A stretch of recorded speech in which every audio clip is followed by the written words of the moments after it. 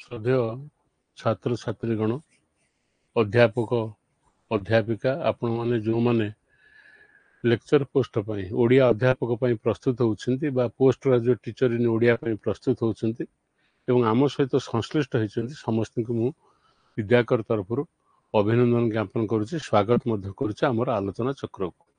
आज आमर आलोचना होची आत्मजीवनी संपर्क आलोचना। आमर तो परीक्षा रे बा आमर सिलेबस रे 12-13टी आत्मजीवनी अच्छी आम से प्राय 19 अधिके सब आत्मजीवनी विषय टिके आलोचना कर सारे।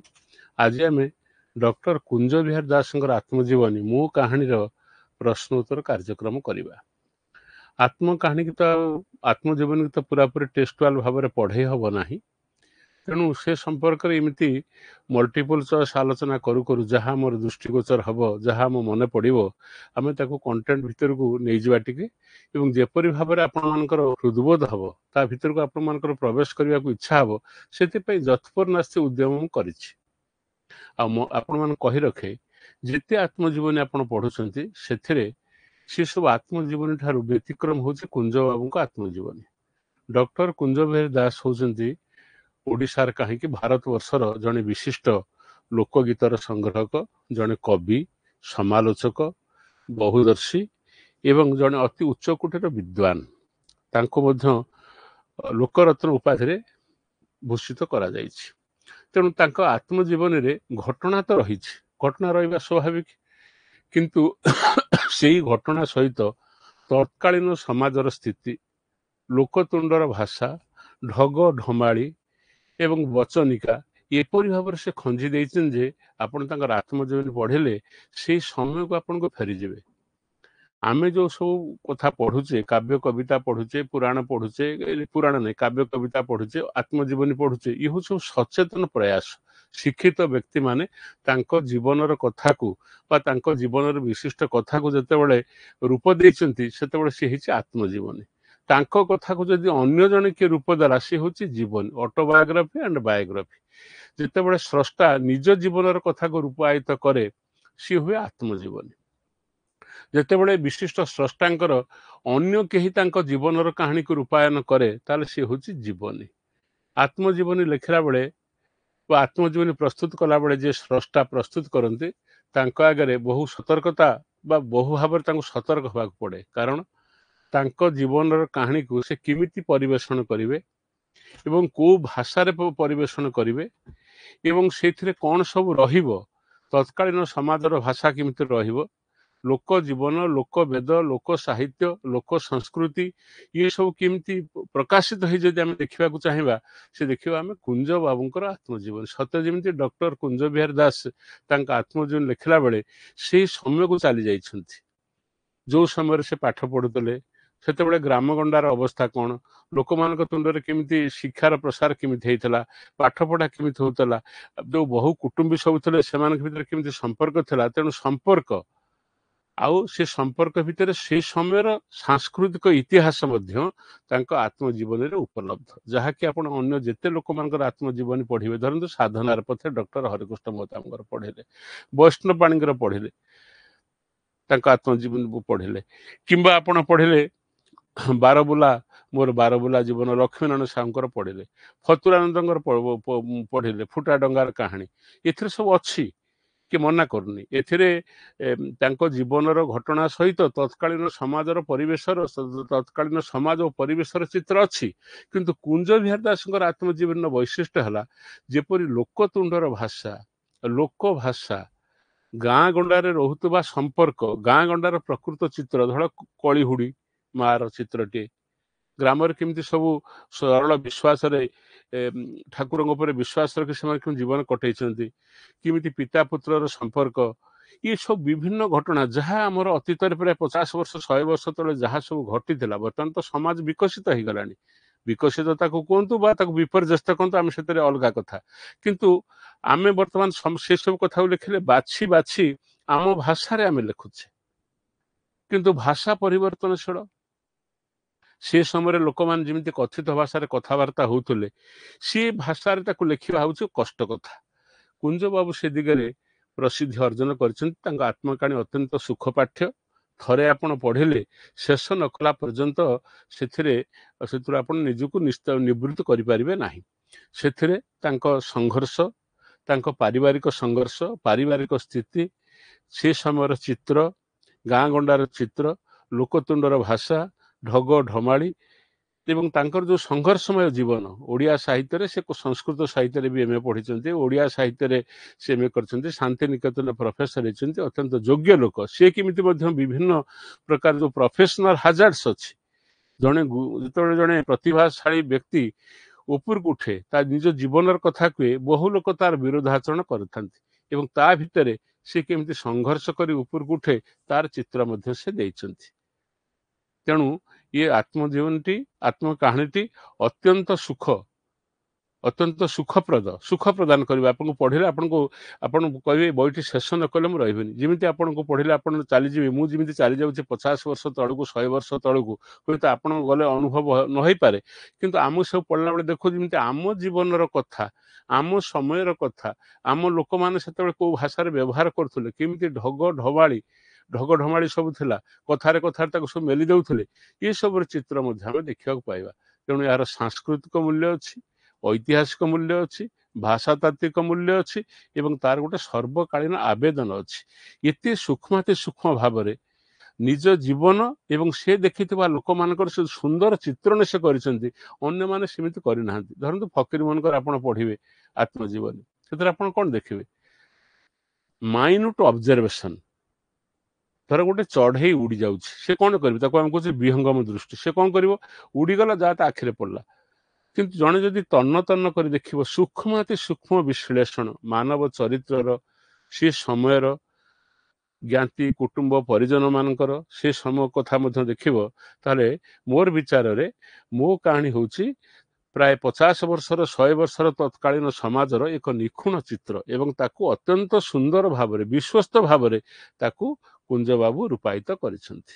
ଆମେ ବର୍ତ୍ତମାନ ପଢ଼ିବା, ଆଲୋଚନା କରିବା ଏବଂ ଆମ ପାଠକୁ ଆସିବା। ଯେଉଁମାନେ ଆପଣମାନେ ଅଛନ୍ତି, ମୁଁ ଆପଣଙ୍କୁ ଖାଲି ଅନୁପ୍ରେରିତ କରୁଛି, ଆପଣମାନେ ଆତ୍ମଜୀବନୀ କୁଞ୍ଜବାବୁଙ୍କର ପଢ଼ନ୍ତୁ ଏବଂ ସେଥିରୁ ଯେତିକି ହେଇପାରିବ, ସେଥିରେ ବହୁ ପ୍ରଶ୍ନ ହେଇପାରିବ, ବହୁ ଦୃଷ୍ଟିକୋଣରୁ ଆଲୋଚନା ହେଇପାରିବ, କିନ୍ତୁ ଯେଉଁଗୁଡ଼ିକ ଗୁରୁତ୍ୱପୂର୍ଣ୍ଣ କଥା, ତାଙ୍କ ପରିବାର, ତାଙ୍କ ପିଲାଦିନ, ତାଙ୍କ ଶିକ୍ଷା ସମୟରେ ତାଙ୍କର ଶିକ୍ଷକ ମାନଙ୍କର ତାଙ୍କ ପ୍ରତି ଯେଉଁ ବ୍ୟବହାର, କିମ୍ବା ଜୀବନରେ ପାଠ ପଢ଼ିବା ପାଇଁ ତାଙ୍କର ଯେଉଁ ସଂଘର୍ଷ, ଏ ସବୁ କଥାର ଚିତ୍ର ମିଳିପାରିବ।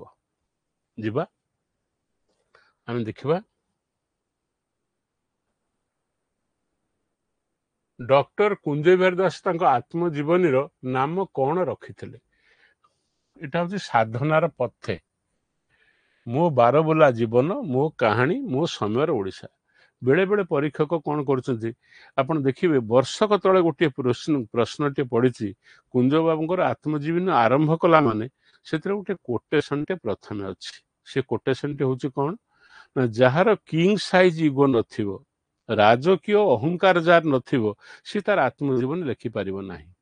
ତା ମାନେ ତା ଅର୍ଥ ହେଉଛି ଆତ୍ମଜୀବନୀ ହେଉଛି ନିଜର ବଡ଼ିମା, ନିଜର ଗୌରବକୁ ଅନ୍ୟ ଆଗରେ ପ୍ରଦର୍ଶନ କରିବାର ଏକ ପ୍ରୟାସ।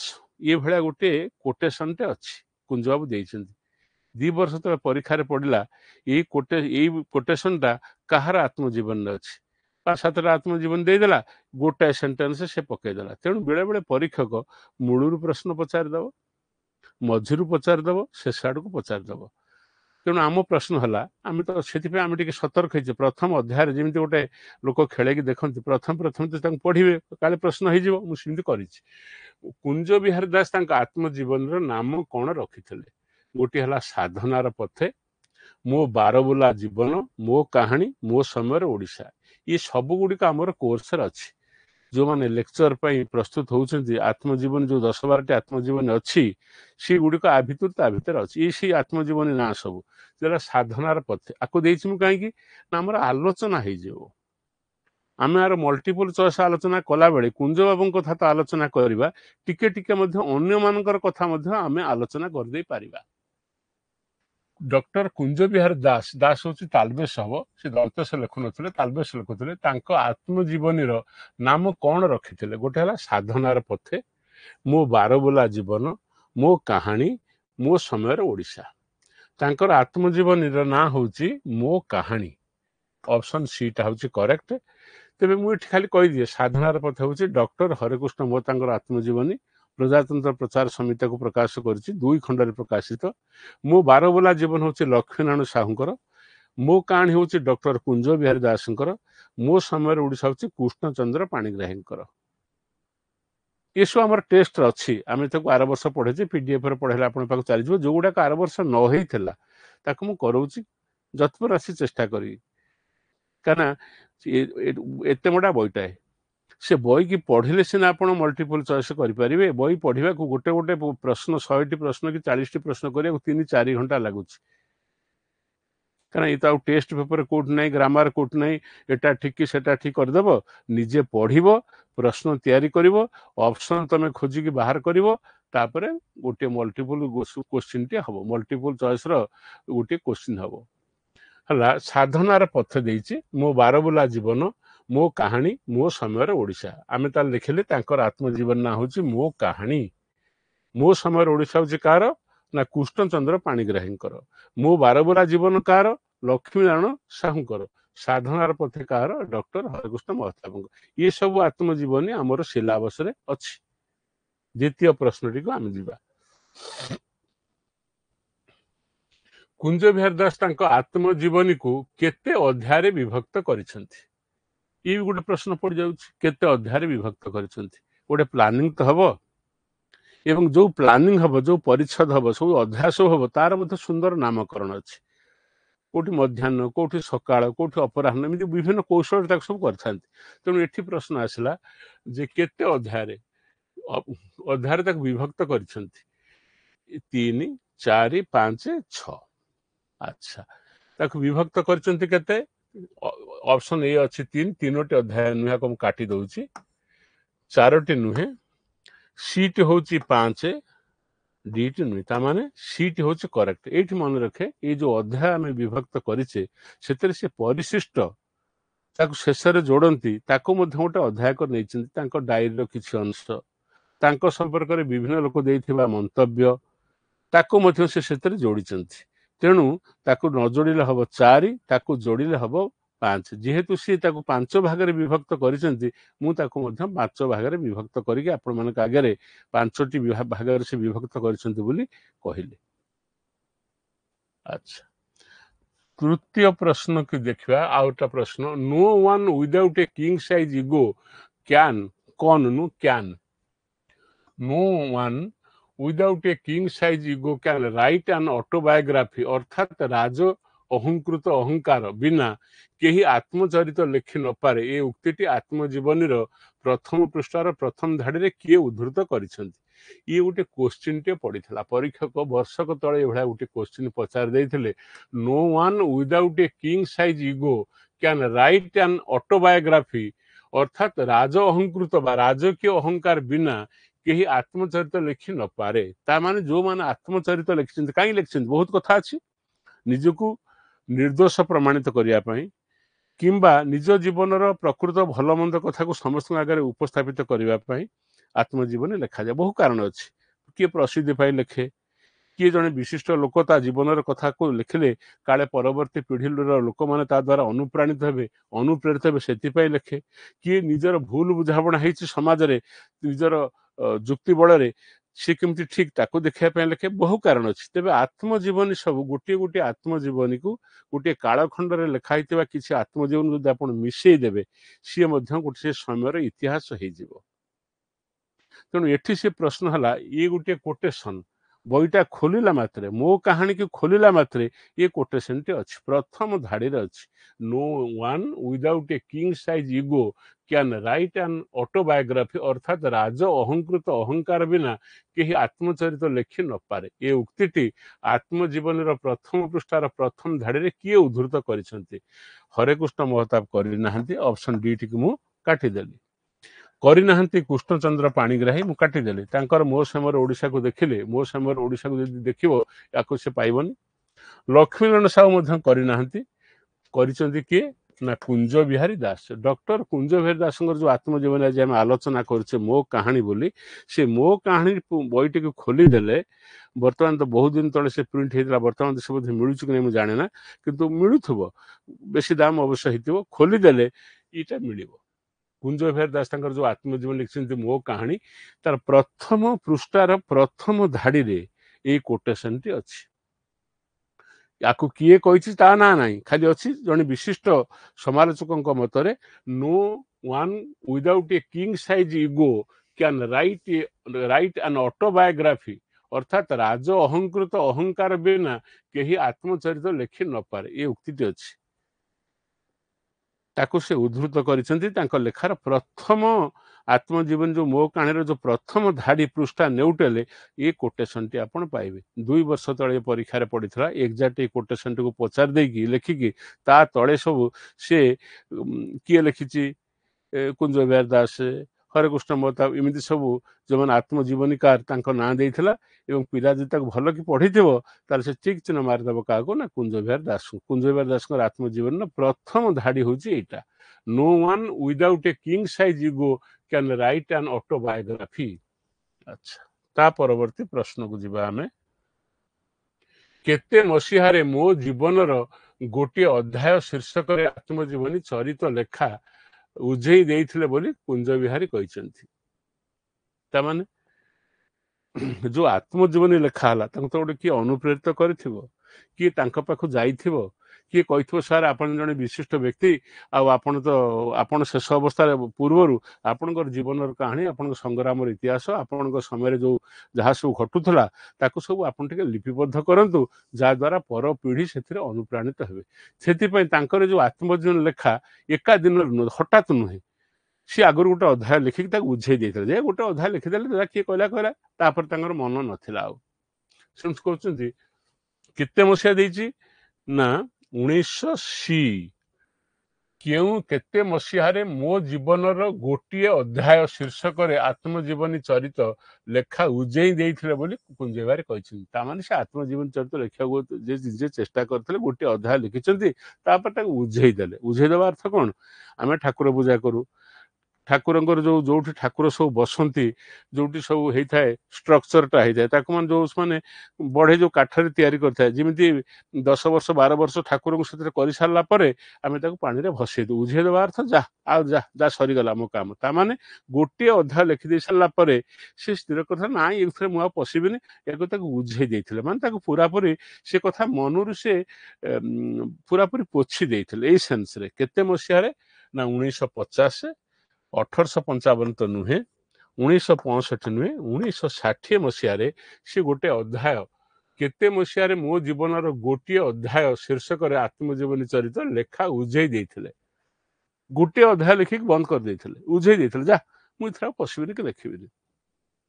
କିନ୍ତୁ ପରବର୍ତ୍ତୀ ପର୍ଯ୍ୟାୟରେ ନିଶ୍ଚିତ ଭାବରେ ସେ ଯେ ଲେଖା ଆରମ୍ଭ କଲେ, ନିଶ୍ଚୟ କେହି ଜଣେ ସମଧର୍ମୀ ହୁଅନ୍ତୁ, କେହି ଜଣେ ବିଶିଷ୍ଟ ସାହିତ୍ୟିକ ହୁଅନ୍ତୁ, କିମ୍ବା କେହି ଜଣେ ପ୍ରସିଦ୍ଧ ପୁରୁଷ ହୁଅନ୍ତୁ, ସେ ତାଙ୍କୁ ଅନୁରୋଧ କରିଥିବେ, ତାଙ୍କୁ ଅନୁପ୍ରେରିତ କରିଥିବେ, ଉତ୍ସାହିତ କରିଥିବେ, ନହେଲେ ଯୋଉ କାମ ସେ କରିବେନି ବୋଲି ଅଳ୍ପ ଗୋଟିଏ ଅଧ୍ୟାୟ ଲେଖିକି ଛାଡି ଦେଇଥିଲେ ପୁଣି କାହିଁ ଲେଖିଲେ, ତା ମଧ୍ୟ ଆମେ ପରବର୍ତ୍ତୀ ପ୍ରଶ୍ନରେ ପଢିବା। ଆଚ୍ଛା, ପରବର୍ତ୍ତୀ ପ୍ରଶ୍ନ ଆସିଲା, ପରୀକ୍ଷାମୂଳକ ଭାବରେ କେଉଁ ପତ୍ରିକାରେ ଏହାର ଗୋଟିଏ ଦୁଇଟି ଅଧ୍ୟାୟ ପ୍ରକାଶିତ ହୋଇଥିଲା ବୋଲି ଜୀବନୀକାର କହିଛନ୍ତି? ପରୀକ୍ଷାମୂଳକ ଭାବରେ କେମିତି ଲୋକ ଆକୁ ଗ୍ରହଣ କରୁଛନ୍ତି? ମୋ ଜୀବନର କଥା ସେମିତି ସରଳ ସୁନ୍ଦର ଭାଷାରେ ପ୍ରକାଶିତ ହେଲେ ଏବଂ ସତ୍ୟ ଘଟଣା ହେଇଥିଲେ, ସେଥିରେ ସତ୍ୟ, ଅନ୍ଧକାର, ଆଲୋକ, ସଂଘର୍ଷର ଚିତ୍ର ଥିଲେ ଲୋକମାନେ ସିନା ଗ୍ରହଣ କରିବେ। ତେଣୁ ପରୀକ୍ଷା କରୁଥିଲେ, ସବୁ ଏକ୍ସପେରିମେଣ୍ଟ। ଗୋଟେ ଲେଖା ଲେଖି ଗୋଟେ ଅଧ୍ୟାୟ ଦେଇଦେବା, ଦେଖିବା ଲୋକମାନଙ୍କର ରେସ୍ପନ୍ସ କ'ଣ ଆସୁଛି, ଲୋକମାନଙ୍କ ଯୋଉ ଦରଦୀ ପାଠକମାନେ ସେମାନେ ପଢିକି କ'ଣ କହୁଛନ୍ତି, ମୋର ଭାଷାକୁ ତାରିଫ କରୁଛନ୍ତି, କି ମୋର ଶୈଳୀକୁ ତାରିଫ କରୁଛନ୍ତି, କିମ୍ବା ମୁଁ ଯୋଉ ବିଷୟବସ୍ତୁ ଲେଖିଛି ତାର ସତ୍ୟତା ଉପରେ ସେମାନେ ବିଶ୍ୱାସ କରୁଛନ୍ତି। ଏମିତି ସବୁ କଥା ଜାଣିବା ପାଇଁ ବେଳେବେଳେ ପରୀକ୍ଷକ, ଯେମିତି ବେଳେବେଳେ ଲେଖକ କ'ଣ କରନ୍ତି, ଗୋଟିଏ ଦିଟା ଅଧ୍ୟାୟ ଲେଖିଦେଇକି ଜନମତ, ମାନେ ଲେଖକ କାହିଁ ଲେଖୁଛି, ଆତ୍ମଜୀବନୀ ସାହିତ୍ୟ ସୃଷ୍ଟି ହଉଛି କ'ଣ ନିଜ ମନର କଥାକୁ ଓର ମାନେ ମେଣ୍ଟେଇବା ପାଇଁ? ନା, ଆମେ ଯାହା ଲେଖୁଛେ ଯାହା କରୁଛେ ଯଦି ଆମର ନିଜର ବ୍ୟକ୍ତିଗତ ଡାଏରୀ ହେଇକି ସେ ରହିବ, ସେ ଯଦି ସମାଜର ଉପକାରରେ ଲାଗିବ ନାହିଁ ବା ସମାଜ ସହିତ ସେ ସମ୍ପର୍କିତ ନୁହେଁ, ତାହେଲେ ଯେକୌଣସି ଲେଖା ସେ ଏକ ସାମାଜିକ ଗୋଟେ କୌଣସି ଲେଖା ସାହିତ୍ୟ ହେଉଛି ସମାଜର ଫୁଲ। ଯେତେ ବ୍ୟକ୍ତି ତାକୁ ଲେଖିଲେ ମଧ୍ୟ ସାମାଜିକତା ଦ୍ୱାରା ସେ ପୁଷ୍ଟ ହେଉଛି ଏବଂ ସାମାଜିକତାର ଚିତ୍ର ଦେବାକୁ ସେ ବାଧ୍ୟ। ତମେ ଆଇସୋଲେଟେଡ୍ ଭାବରେ ଏକା ବଞ୍ଚି ପାରିବ ନାହିଁ। ଜଣେ ଯଦି କହିବ ମୁଁ ଏକା ବଞ୍ଚିଛି, ମୁଁ କାହା କଥା, ତାର ସେ ଯୋଉ ବଞ୍ଚିବାଟା, ଯେତେ ସେ ନିଜକୁ ଅନ୍ୟମାନଙ୍କଠୁ ଅଲଗା ଭାବରେ ଦେଖୁ ବା ବିଚାର କରୁ, କିନ୍ତୁ ସେ ବଞ୍ଚିବା ଭିତରେ ମଧ୍ୟ ସମାଜଟି ଅଛି। ତେଣୁ ସମାଜର ଲୋକମାନଙ୍କର ଜ୍ଞାତ ପାଇଁ, ସେମାନଙ୍କର ଜାଣିବା ପାଇଁ ଆମେ ସାହିତ୍ୟ ସୃଷ୍ଟି କରୁ। ଜଣେ ଯଦି କହିବ ମୁଁ ମୋ ମନକୁ ବୁଝେଇବା ପାଇଁ, ଆନନ୍ଦ ପାଇବା ପାଇଁ ମୁଁ ଲେଖୁଛି, ଲେଖୁଛୁ, ପ୍ରକାଶ କାହିଁ କରୁଛୁ? ପ୍ରକାଶ କରିବାର ପ୍ରକାଶିତ ହେଇସାରିଲା ପରେ ଗୋଟିଏ ସୃଷ୍ଟି ଖାଲି ସ୍ରଷ୍ଟାର ହେଇକି ରହେ ନାହିଁ। ମୁଁ ସେ ରୟାଲିଟି କଥା କହୁନି, ବହିଟା ବାହାରିଲେ କି କେତେ ପଇସା ପାଇବ ସେ କଥା ମୁଁ କହୁନି। ସୃଷ୍ଟି ପ୍ରକାଶିତ ହେଇଗଲା ପରେ ସେ ସାଧାରଣଙ୍କର ସମ୍ପଦ ହେଇଗଲା। ଲୋକ ତାପରେ ଆଲୋଚନା କରିବେ, ସମାଲୋଚନା କରିବେ, ଭଲ ମନ୍ଦ କଥା କହିବେ, ପ୍ରଶଂସା କରିବେ, ନିନ୍ଦା କରିବେ। ସେ କୁହନ୍ତି ଲୋକାର୍ପଣ। ମୁଁ ବହିଟା ଲେଖିଲି ଆଜି ଲୋକାର୍ପଣ କରୁଛି, ତାମାନେ ମୋର ଯେଟା ନିଜର ସମ୍ପତ୍ତି ବୋଲି ଆକୁ ଭାବିକି ମୁଁ ଲେଖିଥିଲି, ଆଜି ସର୍ବସାଧାରଣଙ୍କ ପାଇଁ ମୁଁ ଆକୁ ଛାଡ଼ିଦେଲି, ଉତ୍ସର୍ଗ କଲି। ତେଣୁ ପ୍ରଶ୍ନ ହେଲା, ପରୀକ୍ଷାମୂଳକ ଭାବରେ କେଉଁ ପତ୍ରିକାରେ ଏହାର ଗୋଟିଏ ଦୁଇଟି ଅଧ୍ୟାୟ ପ୍ରକାଶିତ ହୋଇଥିଲା ବୋଲି ଜୀବନୀକାର କହିଛନ୍ତି? ସେତେବେଳେ କେଉଁ ପତ୍ରିକା ଥିଲା ନା ଝଙ୍କାର, ଉତ୍କଳ ସାହିତ୍ୟ, ଡଗର, ସହକାର। ସହକାର ହଉଛି ଲକ୍ଷ୍ମୀନାରାୟଣ ସାହୁଙ୍କ କଥା ମନେ ପକା, ଡଗର ହଉଛି ଫତୁରାନନ୍ଦଙ୍କ କଥା ମନେ ପକା, ଉତ୍କଳ ସାହିତ୍ୟ ହଉଛି ବିଶ୍ୱନାଥଙ୍କର, ଝଙ୍କାର ହଉଛି ହରେକୃଷ୍ଣ ମହତାବ। ତେଣୁ ଏଇଥିରେ ସେ ପ୍ରକାଶିତ ହଉଥିଲା, ଝଙ୍କାରରେ ନୁହେଁ, ଉତ୍କଳ ସାହିତ୍ୟରେ ବି ନୁହେଁ, ପ୍ରକାଶିତ ହଉଥିଲା ଡଗର। ଡଗର ଗୋଟେ ପତ୍ରିକା ଥିଲା, ଯାହାକୁ କିଏ କାନ୍ତକବି ଲକ୍ଷ୍ମୀକାନ୍ତ ମହାପାତ୍ର, ନିତ୍ୟାନନ୍ଦ ମହାପାତ୍ର, ତାପରେ ଫତୁରାନନ୍ଦ, ଏମାନେ ସବୁ ପ୍ରତିଷ୍ଠା କରିଥିଲେ। ତେଣୁ ଡଗର ପତ୍ରିକାରେ ତାଙ୍କର ଗୋଟିଏ ଦୁଇଟି ଅଧ୍ୟାୟ ପ୍ରକାଶିତ ହେଇଥିଲା ବୋଲି ଜୀବନୀକାର କହିଛନ୍ତି। ପରୀକ୍ଷାମୂଳକ ଭାବରେ ଏକ୍ସପେରିମେଣ୍ଟାଲ ବେସିସ୍, କେମିତି ଲୋକ ଆକୁ ଗ୍ରହଣ କରୁଛନ୍ତି। କୋଉ ପତ୍ରିକାରେ କଥା ପ୍ରକାଶ କରି ଜାଣିବା ପାଇଁ ଚାହିଁଲେ ନା ଡଗର ପତ୍ରିକାରେ। ପ୍ରସଙ୍ଗ କ୍ରମେ ମଧ୍ୟ ଆମେ ଆଲୋଚନା କରିପାରିବା। ଏଇ ଡଗର ପତ୍ରିକାର ସମ୍ପାଦକ ଏବଂ ଡଗର ପତ୍ରିକାକୁ ପ୍ରକାଶନ କରିବା ପାଇଁ ନିଜ ଜୀବନକୁ ଉତ୍ସର୍ଗ କରିଦେଇଥିବା ଫତୁରାନନ୍ଦ ଏବଂ ରଘୁନାଥ ମହାପାତ୍ର ବଞ୍ଚିଛନ୍ତି ବର୍ତ୍ତମାନ। ରଘୁନାଥ ମହାପାତ୍ର ଯୋଉ ଲେଖକ ସମବାୟ ସମିତି ଅଛି କଟକରେ, ଆପଣମାନେ ଦେଖିବେ ଗଲାବେଳେ ଠିକ ବାଦାମବାଡିର ଯୋଉଠି ନୂଆ ବସଷ୍ଟାଣ୍ଡ ଏବେ ଆମର ହେଇଛି, ପୁରୁଣା ବସଷ୍ଟାଣ୍ଡ କଥା କହୁନି, ତାର ଆଗକୁ କିଛି ବାଟ ଗଲା ପରେ ସିଆଡକୁ କୋଉଠି ଖାନନଗର ଆଡକୁ ବାଁ ପାଖରେ ପଡିବ ଲେଖକ ସମବାୟ ସମିତି। ତାର ସେ ବର୍ତ୍ତମାନ ମଧ୍ୟ ଅବୈତନିକ ସମ୍ପାଦକ ଅଛନ୍ତି। ଜଣେ ଉତ୍ସାହୀ, କର୍ମଠ, ସଂଗଠକ, ସାହିତ୍ୟ ପ୍ରାଣ ଲୋକ ହଉଛନ୍ତି ରଘୁନାଥ ମହାପାତ୍ର। ଏଇ ରଘୁନାଥ ମହାପାତ୍ର ଏବଂ ଫତୁରାନନ୍ଦ, ଏ ଦୁଇ ଜଣ ଯାକ ଯାଇକି, ଫତୁରାନନ୍ଦଙ୍କର ଅନ୍ୟ ନାଁ ହଉଛି ରାମହରି ମିଶ୍ର, କିନ୍ତୁ ତାଙ୍କର ଡାକ ନାମ ସେ ଫତୁରାନନ୍ଦ ହିସାବରେ ପରିଚିତ, ଯାହାଙ୍କର ଆତ୍ମଜୀବନୀ ଆମେ ପଢିଛେ। ଆଚ୍ଛା, ମୋର ଫୁଟା ଡଙ୍ଗାର କାହାଣୀ। ଏ ଦୁଇ ଜଣ ଯାକ ଯାଇ ଅନୁରୋଧ କଲେ କୁଞ୍ଜ ବାବୁଙ୍କୁ, ଆପଣଙ୍କର ଆତ୍ମଜୀବନୀ ଆପଣ ଲେଖନ୍ତୁ। ଆପଣ ଜଣେ ପ୍ରତିଷ୍ଠିତ ଲୋକ, ବିଶିଷ୍ଟ ବିଦ୍ୱାନ, ଜୀବନର ବହୁ କଥାରେ ଆପଣ ସମ୍ପୃକ୍ତ, ଆପଣ ଲୋକରତ୍ନ ଉପାଧି ପାଇଛନ୍ତି। ଏସିଆ ମହାଦେଶରେ ମଧ୍ୟ ଆପଣ ଲୋକଗୀତ ସଂଗ୍ରହ କରିବା ପାଇଁ ଆପଣ ମଧ୍ୟ ସମ୍ମାନିତ ହେଇଛନ୍ତି। ଜଣେ ଉଚ୍ଚ କୋଟିର ସ୍ରଷ୍ଟା ଏବଂ ଆପଣ ଜୀବନ ବହୁ ସଂଘର୍ଷ, ଉତ୍ଥାନ ପତନ ଦେଇ ଆପଣଙ୍କ ଜୀବନ ଗତି କରିଛି। ତେଣୁ ଏପରି ଜଣେ ବିଶିଷ୍ଟ ବ୍ୟକ୍ତି ହିସାବରେ ଆପଣଙ୍କର ଜୀବନ କାହାଣୀ ପର ପିଢ଼ି ପାଇଁ ଆପଣ ଛାଡ଼ି ଯାଆନ୍ତୁ, ଏମାନେ ରିକ୍ୱେଷ୍ଟ କରିଥିଲେ। ଏବଂ ତାଙ୍କର ସେତେବେଳେ ପତ୍ରିକା ଥିଲା ଡଗର। ଏଇ ଡଗର ପତ୍ରିକାରେ କୁଞ୍ଜ ବାବୁ ଗୋଟିଏ ଦୁଇଟି ଅଧ୍ୟାୟ ଲେଖିକି ଦେଖୁଥିଲେ ଯେ ମୁଁ ଯାହା ଲେଖୁଛି ତା ଲୋକମାନଙ୍କ ଦ୍ୱାରା ଗ୍ରହଣୀୟ ହଉଛି କି ନାହିଁ। ତା ପରବର୍ତ୍ତୀ ପ୍ରଶ୍ନକୁ ଯିବା। ମୋ କାହାଣୀର ଲେଖା ଓ ପ୍ରକାଶ ପାଇଁ କିଏ ତାଙ୍କୁ ପ୍ରରୋଚିତ କରିଥିଲେ ବୋଲି କୁଞ୍ଜ ବିହାରୀ ଉଲ୍ଲେଖ କରିଛନ୍ତି। ପ୍ରରୋଚିତ ଅର୍ଥ ହଉଛି ଇଣ୍ଡକ୍ଟେଡ, ପ୍ରରୋଚିତ ଅର୍ଥ ହଉଛି ମାନେ ବଳେଇବା। ଯେମିତି ମା ଯେମିତି କଣ କରେ, ମା ତୁମେ ଖାଉଥିବ, ତୁମେ କହୁଥିବ ନା ମୁଁ ଖାଇବିନି। ଅବଶ୍ୟ ପ୍ରରୋଚିତ ମା କଥାରେ ହବନି, କିନ୍ତୁ ମା କଣ କରୁଥିବ, ବଳେଇ ତମକୁ ଖୋଉଥିବ, ନା ଆମ ତୁ ଖାଇବୁନୁ, ଆଉ ଟିକେ ଖାଇଦେ, ଆଉ ଗୁଣ୍ଡେ ଖାଇଦେ କଥା। ତାମାନେ ଯୋଉ ଆତ୍ମଜୀବନୀକି ଲେଖିବା ପାଇଁ ମୋ ଗୋଟିଏ କାହାଣୀ ଅଧ୍ୟାୟ ଲେଖିକି ସେ ତାକୁ ଛାଡି ଦେଇଥିଲେ, ଉଝେଇ ଦେଇଥିଲେ ଏବଂ ତାଙ୍କର ଇଚ୍ଛା ନଥିଲା ଆଉ ସେ ସମ୍ପର୍କ ଲେଖିବା ପାଇଁ, ତାଙ୍କୁ ଏଇ ଦୁଇ ଜଣ ଲୋକ ଆସିଲେ। ଗୋଟେ ଆସିଲେ ଫତୁରାନନ୍ଦ, ହରେକୃଷ୍ଣ ମହତାବ, କୃଷ୍ଣଚନ୍ଦ୍ର ପାଣିଗ୍ରାହୀ ଲକ୍ଷ୍ମୀକାନ୍ତ ମହାପାତ୍ର ନୁହନ୍ତି, ଏଠି କୃଷ୍ଣଚନ୍ଦ୍ର ପାଣିଗ୍ରାହୀ ବି ନୁହନ୍ତି, ହରେକୃଷ୍ଣ ମହତାବ ନୁହନ୍ତି, ଫତୁରାନନ୍ଦ ଓ ଆସିଲେ ରଘୁନାଥ ମହାପାତ୍ର। ରଘୁନାଥ ମହାପାତ୍ର ଦେଖିବେ, ଆପଣ ବହିଟି ପଢିବେ। ମୁଁ ଖାଲି ଆପଣମାନେ କେମିତି ଟିକେ ପଢିକି ଗଡେଇ ପକେଇ ଯିବେ, ସେଇଥିପାଇଁ ମୁଁ ଆଲୋଚନା କରୁଛି। ଫତୁରାନନ୍ଦ ଓ ରଘୁନାଥ ମହାପାତ୍ର, ତାଙ୍କ ପାଖରେ ଅପସନ ଏ, ଏଟା କରେକ୍ଟ। ସେ ଯାଇ ପହଞ୍ଚି ତାଙ୍କୁ ପ୍ରରୋଚିତ କଲେ, ବାଧ୍ୟ କଲେ, ଏକ ପ୍ରକାର ତାଙ୍କୁ ଉତ୍ସାହିତ ଦେଇକି ତାଙ୍କୁ ଆପଣ ନଛୋଡ଼ ବନ୍ଧୁ, ଆପଣଙ୍କୁ ଲେଖିବାକୁ ହବ, ଆପଣ ଲେଖିବେ। ଆମେ ବେଳେ ବେଳେ ବହୁ ଲୋକଙ୍କର ସସ୍ନେହ ଅନୁରୋଧକୁ ଆମେ ଏଡି ପାରୁନା। ସେମିତି ଜଣେ ସାହିତ୍ୟିକ ଯଦି ଆଉ ଜଣେ ସାହିତ୍ୟିକ ଦ୍ୱାରା ମାନେ କ'ଣ ହେଲା, ଅନୁରୋଧ ପାଇଲା, ଅନୁରୋଧ ତାକୁ ସେ କଲେ, ତାହେଲେ ସେ ତାକୁ ଏଡେଇ ପାରନ୍ତିନି। ତେଣୁ ଏଇ ଦି ଜଣ ଫତୁରାନନ୍ଦ ଓ ରଘୁନାଥ ମହାପାତ୍ର, ଏଇ ଫତୁରାନନ୍ଦ ଆଉ ରଘୁନାଥ ମହାପାତ୍ର ମଧ୍ୟ ଡଗର ପତ୍ରିକା ସହିତ ସମ୍ପୃକ୍ତ ଥିଲେ। ତେଣୁ ଗୋଟିଏ ଦୁଇଟି ଅଧ୍ୟାୟ ଲେଖିକି ସେ ତାକୁ ଡଗର ପତ୍ରିକା ଦେଇଥିଲେ।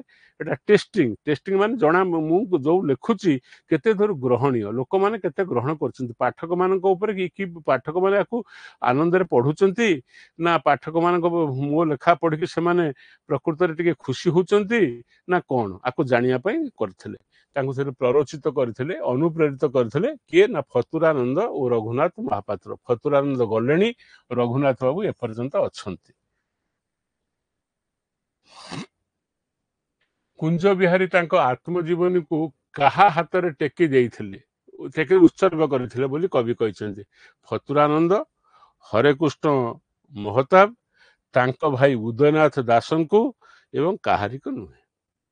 ଯେତେବେଳେ ଜଣେ କୌଣସି ଆତ୍ମଜୀବନୀ ଗୋଟେ ସୃଷ୍ଟି ଲେଖୁଛି, ଆତ୍ମଜୀବନୀ ହଉ, କବିତା ହଉ, କାବ୍ୟ ହଉ, ସେତେବେଳେ ନିର୍ବିଘ୍ନରେ ତାକୁ ସମ୍ପାଦନ କରିବା ପାଇଁ କି ଈଶ୍ୱରଙ୍କ ପାଖରେ ତାକୁ ଉତ୍ସର୍ଗ କରିଦେଉଛି, କିମ୍ବା ସୃଷ୍ଟିଟି ହେଇସାରିଲା ପରେ ତାଙ୍କର ବାପା କି ତାଙ୍କର ଗୁରୁ କି ତାଙ୍କର ଜଣେ କୌଣସି ବନ୍ଧୁ ବା ସମାଜର କୌଣସି ବିଶିଷ୍ଟ ଲୋକ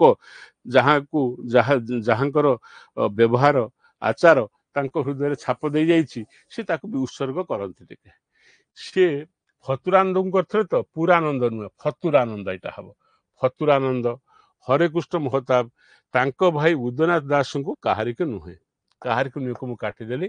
ଯଦି ବା ଫତୁରାନନ୍ଦ ତାଙ୍କୁ ପ୍ରରୋଚିତ କରିଥିଲେ, ଅନୁପ୍ରେରିତ କରିଥିଲେ, କିନ୍ତୁ ତାଙ୍କ ଆତ୍ମଜୀବନୀ ସେ ଫତୁରାନନ୍ଦକୁ ଉତ୍ସର୍ଗ କରିନାହାନ୍ତି।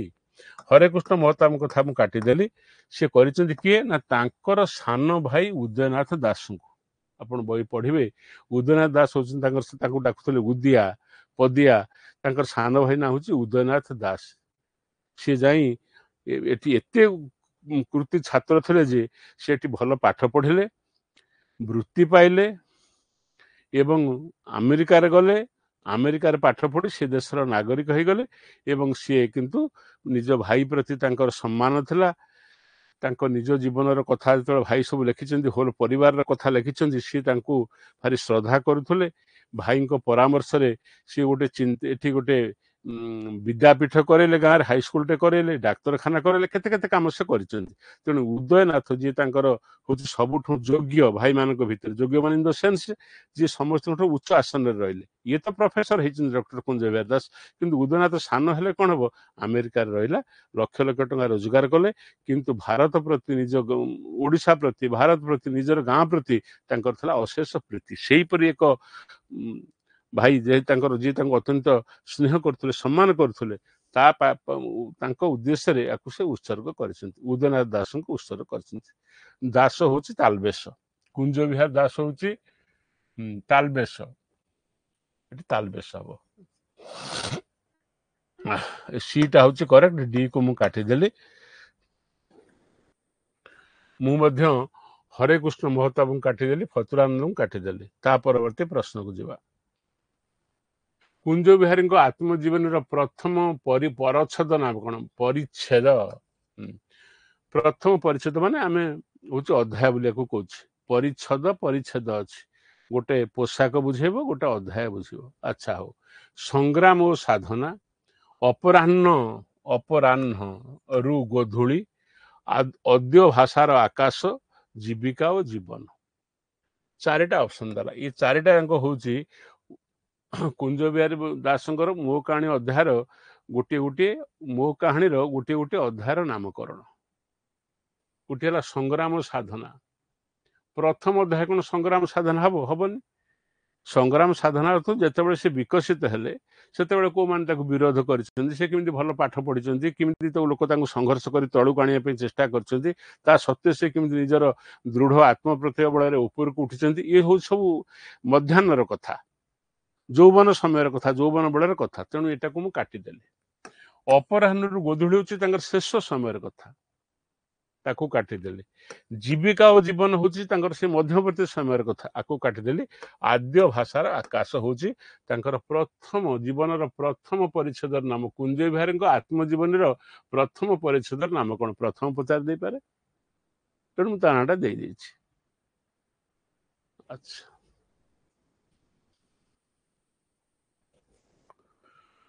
କୁଞ୍ଜ ବିହାରୀ ପିତାମାତାଙ୍କର ସନ୍ତାନ କ୍ରମ ଦୃଷ୍ଟିରୁ କେତେ ନମ୍ବର? ଇଏ ଗୋଟେ ପ୍ରଶ୍ନ। ସେ ଲେଖିଛନ୍ତି, ଆଜିକାଲି ଯୁଗ ହେଇଥିଲେ ମୁଁ ବୋଧେ ଏ ସଂସାରକୁ ଆସିନଥାନ୍ତି। କାହିଁକି ଏ କଥା ଲେଖିଛନ୍ତି? ଏବେ କଣ ହଉଛି? ଏବେ ସ୍ଲୋଗାନ କଣ? ଆମେ ଦୁଇ ଆମର ଦୁଇ, କିମ୍ବା ଆହୁରି ସ୍ଲୋଗାନ ହେଇଗଲାଣି, ଆମେ ଦୁଇ ଆମର କିଛି ନାହିଁ। ଆମେ ସଂସାରକୁ ଆସିଛେ, ବାନ୍ଧି ହେଲେ, ସଂସାର କଲେ, ଗୋଟେ ପୁରୁଷ ଗୋଟେ ସ୍ତ୍ରୀ ବାନ୍ଧି ହେଲା, ସିଏ ଆଉ ସନ୍ତାନ ସନ୍ତତି କରିବାକୁ ଚାହୁଁନି, ତାକୁ କୁହାଯାଉଛି ମାଇକ୍ରୋ ଫ୍ୟାମିଲି। ସେ କିଛି ନାହିଁ, ଆମେ ହସ ଖୁସି କରି ଖାଇ ପିଇ ଏ ସଂସାର ଉଡ଼ିଯିବା। ଇଏ ଗୋଟେ ପ୍ରକାର ଚିନ୍ତାଧାରାର ଲୋକ ସନ୍ତାନ ସନ୍ତତି କରିବା ପାଇଁ ଚାହୁଁନାହାନ୍ତି। ଆଉ ଗୋଟେ ହେଇଛି କଣ? କାଳେ ସନ୍ତାନ ମାନଙ୍କ ସଂଖ୍ୟା ଅଧିକ ହେଲେ ଦେଶର ଯୋଉ ଅଛି ସମ୍ବଳ, ତାର ସୁଷମ ବଣ୍ଟନ ହେଇପାରିବ ନାହିଁ, ଦାରିଦ୍ର୍ୟ ଘଟିବ। 5 ଜଣ ଲୋକଙ୍କ ପାଇଁ ମୋର ରୋଜଗାର ହଉଛି 10 ଟଙ୍କା, 2 ଜଣ ପିଲା ହେଲେ 5 ଟଙ୍କା ଆମେ ଖାଇପାରିବେ।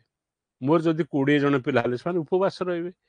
ତେଣୁ ସମାଜର ସୁଷମ ବଣ୍ଟନ ପାଇଁ, ସମାଜ ନୁହେଁ, ସମ୍ବଳର ସୁଷମ ବଣ୍ଟନ ପାଇଁ ସରକାର ମଧ୍ୟ ବ୍ୟକ୍ତିଗତ ଯୋଉ ଅଭିପ୍ସା, ବ୍ୟକ୍ତିଗତ ଯୋଉ ଇଚ୍ଛା ତା ଉପରେ ନିୟନ୍ତ୍ରଣ କରିଥିଲା, ତାକୁ କୁହାଯାଉଥିଲା ଜନ୍ମ ନିୟନ୍ତ୍ରଣ।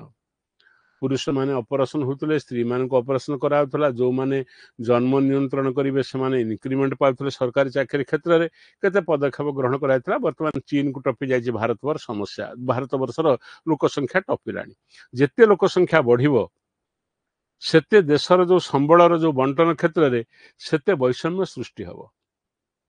ତେଣୁ ସଂଯତ ପରିବାର, ସଂହତ ପରିବାର ହଉଛି ବର୍ତ୍ତମାନ ଯୁଗର ଲକ୍ଷଣ। ଆମେ ଦୁଇ ଆମର ଦୁଇ, କିନ୍ତୁ ଇଥିଲେ ତାଙ୍କର 6ଟି ସନ୍ତାନ, ମାନେ କୁଞ୍ଜ ବିହାରୀ ବାବୁଙ୍କ ବାପାଙ୍କର ତାଙ୍କର ଯୋଉ ସନ୍ତାନ ସଂଖ୍ୟା ଥିଲା 6ଟି। ସେଇଥିପାଇଁ ସେ ଲେଖିଛନ୍ତି, ବର୍ତ୍ତମାନ ସମୟ ହେଇଥିଲେ ମୁଁ ବୋଧେ ସଂସାରକୁ ଆସିନଥାନ୍ତି। ବାପା ମା ସତର୍କ ହେଇଥାନ୍ତେ। ଆଉ ପିଲା, କାରଣ ବାପ ଆଉ ମା ଏମାନଙ୍କର ସହମତିରେ ତ ସନ୍ତାନ ସୃଷ୍ଟି ହେବାର ସମ୍ଭାବନା। ଏମାନେ ଯଦି ଏକତ୍ର ନ ହେବେ, ମନ ନ ମିଳିବ, ପିଲା ରଖିବା ପାଇଁ ନ ଚାହିଁବେ, ହେଇପାରିବନି। ତେଣୁ ସେ ତାଙ୍କର ଯୋଉ 6ଟି ଥିଲା, ତାଙ୍କର 1 2 3 4 5 6 ପୁଅମାନେ ଥିଲେ, 2 ଭଉଣୀ ସବୁ ଥିଲେ, ଏମିତି ତାଙ୍କ ସଂଖ୍ୟା ମିଶିଥିଲା 6। ଆଙ୍କ ନମ୍ବର କେତେ? ଆଙ୍କ ନମ୍ବର ହଉଛି 4, ଚତୁର୍ଥ ସନ୍ତାନ। ଇଏ ପ୍ରଶ୍ନ ପଡିଲା, କୁଞ୍ଜ ବିହାରୀ ପିତାମାତାଙ୍କର ସନ୍ତାନ କ୍ରମ ଦୃଷ୍ଟିରୁ କେତେ ନମ୍ବର? 6 ନମ୍ବର। ସମୁଦାୟ ସନ୍ତାନ ସଂଖ୍ୟା ହଉଛି 6, 5 ନୁହେଁ, ଆଙ୍କର ସଂଖ୍ୟା ହଉଛି 4। ତେଣୁ ଡି ଅଛି 3 କୁ ମୁଁ କାଟିଦେଲି, 5 କୁ କାଟିଦେଲି, 6 କୁ କାଟିଦେଲି। ଯଦିଓ ବା ସନ୍ତାନ ସନ୍ତତି ମାନଙ୍କର ସଂଖ୍ୟା ହଉଛି 6, ସେ ପ୍ରଶ୍ନ ତ ଆମେ ପଚାରିଲେ, ଖାଲି ଜାଣି ରଖିବା କଥା। 6ଟି ପିଲା ତାଙ୍କ ବାପାଙ୍କର, ଆଙ୍କ ନମ୍ବର ହଉଛି 4, ଆଉ ଆଙ୍କର 2ଟି ଭଉଣୀ ଥିଲେ।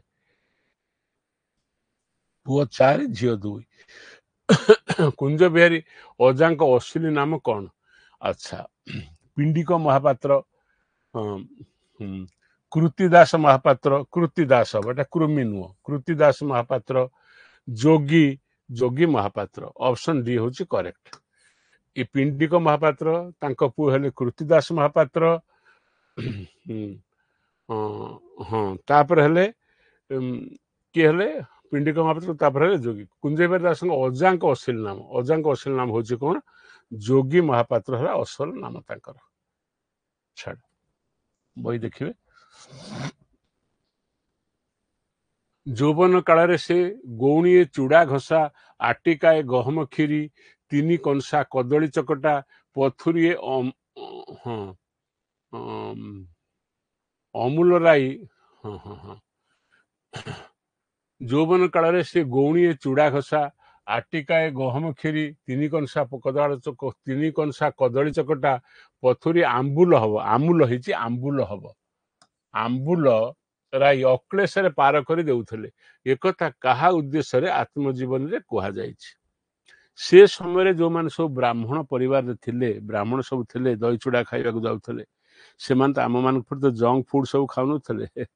ସେ ସମୟରେ ଚୁଡ଼ା ଘଷା ଖାଉଥିଲେ, ଚୁଡ଼ା ଖାଉଥିଲେ, ପଖାଳ ଭାତ ଖାଉଥିଲେ, ଯାହା ଖାଉଥିଲେ ସେମାନେ ସେଇ ଖାଦ୍ୟ, ତାଙ୍କର ଏତେ ପ୍ରକାର ଚାହା ଖାଇବା, ବିସ୍କୁଟ ଖାଇବା, ଜଳଖିଆ ଖାଇବା, ଟିଫିନ ଖାଇବା, ଜଙ୍କ ଫୁଡ ଖାଇବା ଏସବୁ ନଥିଲା।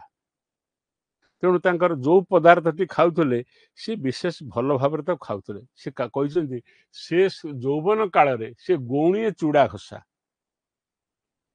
ଗଉଣିଏ ଚୁଡ଼ା ଘଷା ଗଉଣିଏ, ଆଚ୍ଛା, ଆଟିକାଏ ଗହମ କ୍ଷୀରି, ତିନି କଂସା କଦଳୀ ଚକଟା, ପଥୁରିଏ ଆମ୍ବୁଲ ରାଇ, ଅମ୍ବୁଲ ନୁହଁ ଆମ୍ବୁଲ ସେଟା ହବ, ଆମ୍ବୁଲ ରାଇ ଅକ୍ଲେଶରେ ପାର କରି ଦେଉଥିଲେ।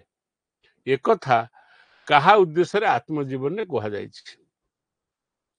କୁଞ୍ଜ ବିହାରୀ ଦାସ କେବଳ ତାଙ୍କ ନିଜ କଥାଟି କହିନାହାନ୍ତି, ତାଙ୍କ ପରିବାର, ତାଙ୍କ ମାମୁଁ ଘର, ତାଙ୍କର ଅଜା ଘର, ଏ ସବୁ ବିଷୟ କଥା ସେ ସେଥିରେ ବର୍ଣ୍ଣନା କରିଛନ୍ତି।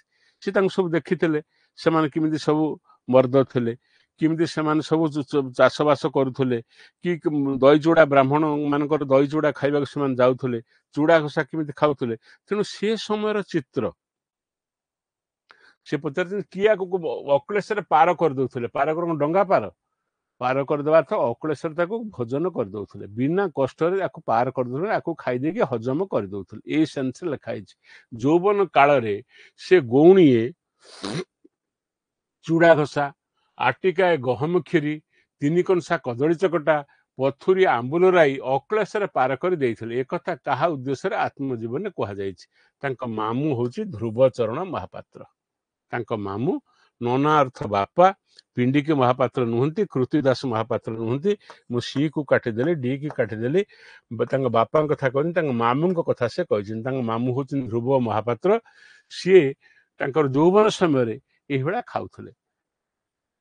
ତେଣୁ ସେ ସମୟରେ ବ୍ରାହ୍ମଣ ପରିବାରର ଯୋଉ ଭୋଜନ କଥା, କେମିତି ସେମାନେ ଖାଉଥିଲେ, ତାଙ୍କର ଖାଦ୍ୟ କଣ, ତାଙ୍କ ରୁଚି କଣ, ଇତ୍ୟାଦି ଇତ୍ୟାଦି କଥାର ଚିତ୍ର ମଧ୍ୟ ଆମେ ପାଉଛେ। ମାନେ ତତ୍କାଳୀନ ସମାଜର ଯୋଉ ଆଚାର, ଖାଦ୍ୟ ହଉ, ପୋଷାକ ହଉ, ଗ୍ରାହସ୍ଥ ଜୀବନ ହଉ, ସଂସାର ଜୀବନ ହଉ, ଏ ସବୁ କଥାର ଚିତ୍ର ତାଙ୍କ ଆତ୍ମଜୀବନରେ ଉପଲବ୍ଧ।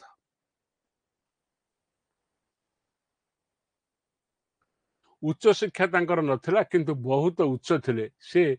ସେମାନଙ୍କ ଭିତରେ, ହଁ, ସେମାନଙ୍କ ଭିତରେ ଏକାନ୍ତ ମାନ୍ୟ। ଏକଥା ତାଙ୍କୁ ବିହାରୀ କାହା ଉଦ୍ଦେଶ୍ୟରେ କହିଛନ୍ତି? ଏଟା ଟିକେ ଭୁଲ ହେଲା। ଉଚ୍ଚ ଶିକ୍ଷା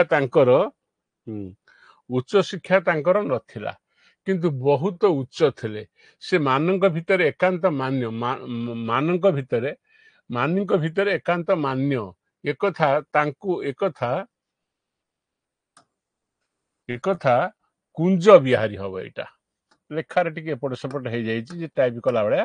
କୁଞ୍ଜ ବିହାରୀ କାହା ଉଦ୍ଦେଶ୍ୟରେ କହିଛନ୍ତି? ମାମୁଙ୍କ ଉଦ୍ଦେଶ୍ୟରେ କହିଛନ୍ତି, ନା ଅଜାଙ୍କ ଉଦ୍ଦେଶ୍ୟରେ କହିଛନ୍ତି, ନା ନନାଙ୍କ ଉଦ୍ଦେଶ୍ୟରେ କହିଛନ୍ତି, ନା ଆଈଙ୍କ ଉଦ୍ଦେଶ୍ୟରେ କହିଛନ୍ତି? ସେ ଉଚ୍ଚ ଶିକ୍ଷା ତାଙ୍କର ନଥିଲା, ବେଶୀ ପାଠ ପଢିନଥିଲେ। ଆଉ କଣ ଥିଲା? କିନ୍ତୁ ବହୁତ ଉଚ୍ଚ ଥିଲେ। ପାଠ ସିନା ବେଶୀ ପଢିନଥିଲେ, ବହୁତ ଉଚ୍ଚ ଥିଲେ। ସେ ମାନଙ୍କ ଭିତରେ ଏକାନ୍ତ ମାନ୍ୟ। ଯୋଉମାନଙ୍କୁ ସବୁ ମାନ ଅର୍ଥ ଏଠି ହଉଛି କଣ? ଯୋଉମାନେ ମୋର ତାଙ୍କୁ ଟିକେ ତାଙ୍କ ମାନ୍ୟତା ତାଙ୍କୁ ଦିଅ। ମାନ ଅର୍ଥ ହଉଛି ଗୌରବ, ସମ୍ମାନ, ଏଇ ଅର୍ଥରେ ବ୍ୟବହୃତ ହଉଛି। ତାଙ୍କ ଭିତରେ ସେ ମାନ୍ୟ ଥିଲେ। ତାମାନେ ଯୋଉମାନେ ସବୁ ସମ୍ମାନ ପାଉଥିଲେ, ତା ଭିତରେ ସେ ଅଗ୍ରଗଣ୍ୟ ଥିଲେ। ଏ କାହା ବିଷୟରେ କହିଛନ୍ତି? ନା ମାମୁଙ୍କ ବିଷୟରେ କହିନାହାନ୍ତି, ଅଜାଙ୍କ ବିଷୟରେ କହିନାହାନ୍ତି, ଆଈଙ୍କ ବିଷୟରେ କହିନାହାନ୍ତି, ତାଙ୍କ ନନା ଅର୍ଥ ହଉଛି ତାଙ୍କ ବାପା। ରେଞ୍ଜ ଶାସନ ତ ହଉଛି ପୁରୀ ଅଞ୍ଚଳର ବହୁ ବ୍ରାହ୍ମଣ ମାନେ ଏବେ ମଧ୍ୟ ଅଛି, ସେମାନେ ତାଙ୍କ ବାପାଙ୍କୁ ନନା ଭାବରେ ସମ୍ବୋଧନ କରନ୍ତି। ତାମାନେ କୁଞ୍ଜ ବାବୁଙ୍କ ବାପା ଯିଏ, ସେ ବେଶୀ ପାଠ ପଢିନଥିଲେ। ଆପଣ ଜାଣିବେ ପରବର୍ତ୍ତୀ ପର୍ଯ୍ୟାୟରେ, ଆମର ତ ଏଇ କୋଶ୍ଚିନ୍ ଆସିବ, ବହୁତ ପାଠ ପଢିନଥିଲେ, କିନ୍ତୁ ନିଜ ଚେଷ୍ଟାରେ ସେ କବିରାଜି ଶିକ୍ଷା କରିଥିଲେ। ବୀର ମହାନ୍ତି ବୋଲି ଜଣେ ସମାଜ ସଂସ୍କାରକ ତାଙ୍କ ଦ୍ୱାରା ଅନୁପ୍ରାଣିତ ହୋଇ ସେ ସବୁ ସମାଜ ସଂସ୍କାର କାମ କରୁଥିଲେ। ଭୋଇମାନଙ୍କୁ ମଧ୍ୟ ପାଠ ପଢ଼ାଉଥିଲେ, ନିଜେ ପାଠ ପଢ଼ିଥିଲେ, ଶିକ୍ଷକତା ମଧ୍ୟ ସେ କରିଛନ୍ତି। କିନ୍ତୁ ପ୍ରକୃତରେ ନିଜେ ବହିପତ୍ର ମଗେଇକି ପାଠ ପଢ଼ିଥିଲେ। ସେ ସଂସ୍କାର କାମରେ ସେ ଆଗକୁ ବାହାରିଥିଲେ।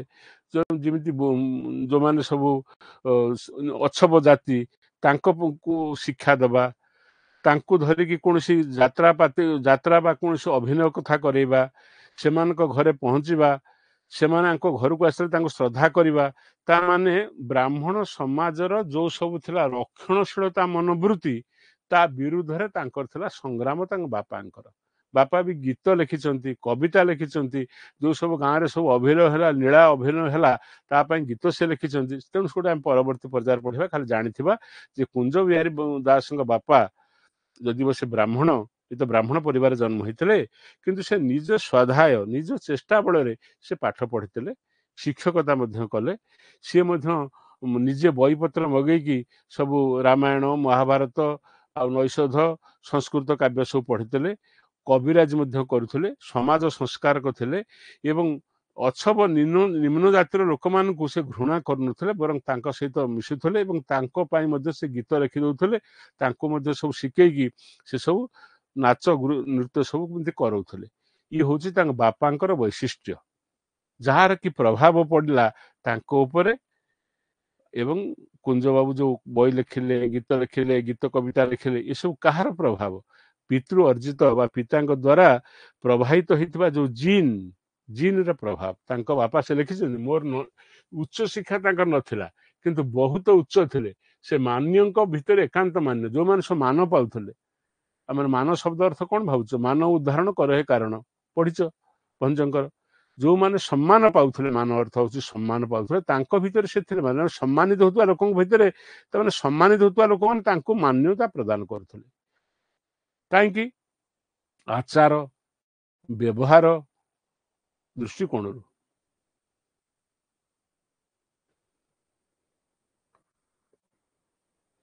ବ୍ରାହ୍ମଣ ଶାସନକୁ ସେମାନେ ହୋଇଥିଲେ କଟାସ ମହାବଳ, ପ୍ରାଣେ ପ୍ରାଣେ ଆତଙ୍କ, କେଉଁମାନଙ୍କ ଉଦ୍ଦେଶ୍ୟରେ ଏକଥା କୁହାଯାଇଛି। ବ୍ରାହ୍ମଣ ଶାସନକୁ ସେମାନେ ହୋଇଥିଲେ କଟାସ ମହାବଳ, ପ୍ରାଣେ ପ୍ରାଣେ ଆତଙ୍କ, କେଉଁମାନଙ୍କ ଉଦ୍ଦେଶ୍ୟରେ ଏକଥା କୁହାଯାଇଛି। ପୁଲିସ, ବ୍ରିଟିଶ ରାଜ କର୍ମଚାରୀ, ଗଡ଼ପଦନପୁରର ଖଣ୍ଡାୟତ, କେଉଁମାନେ ନୁହନ୍ତି। ଆଚ୍ଛା, ସେତେବେଳେ କଣ ହଉଥିଲା ନା, ବ୍ରାହ୍ମଣ ଏବଂ ଖଣ୍ଡାୟତ, ଯାହାର ବ୍ରିଟିଶ ସରକାର ଶାସନ କରୁଥିଲେ।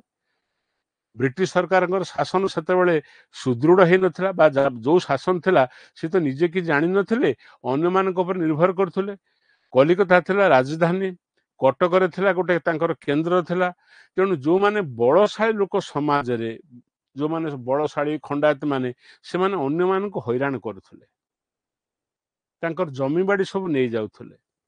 ମାଲି ମକଦ୍ଦମା ତ ଦୂରେ ଥାଉ, ସରକାର ଆଗରେ କହିବ କିଏ? ଇଏ ସାହସକାର ନଥିଲା।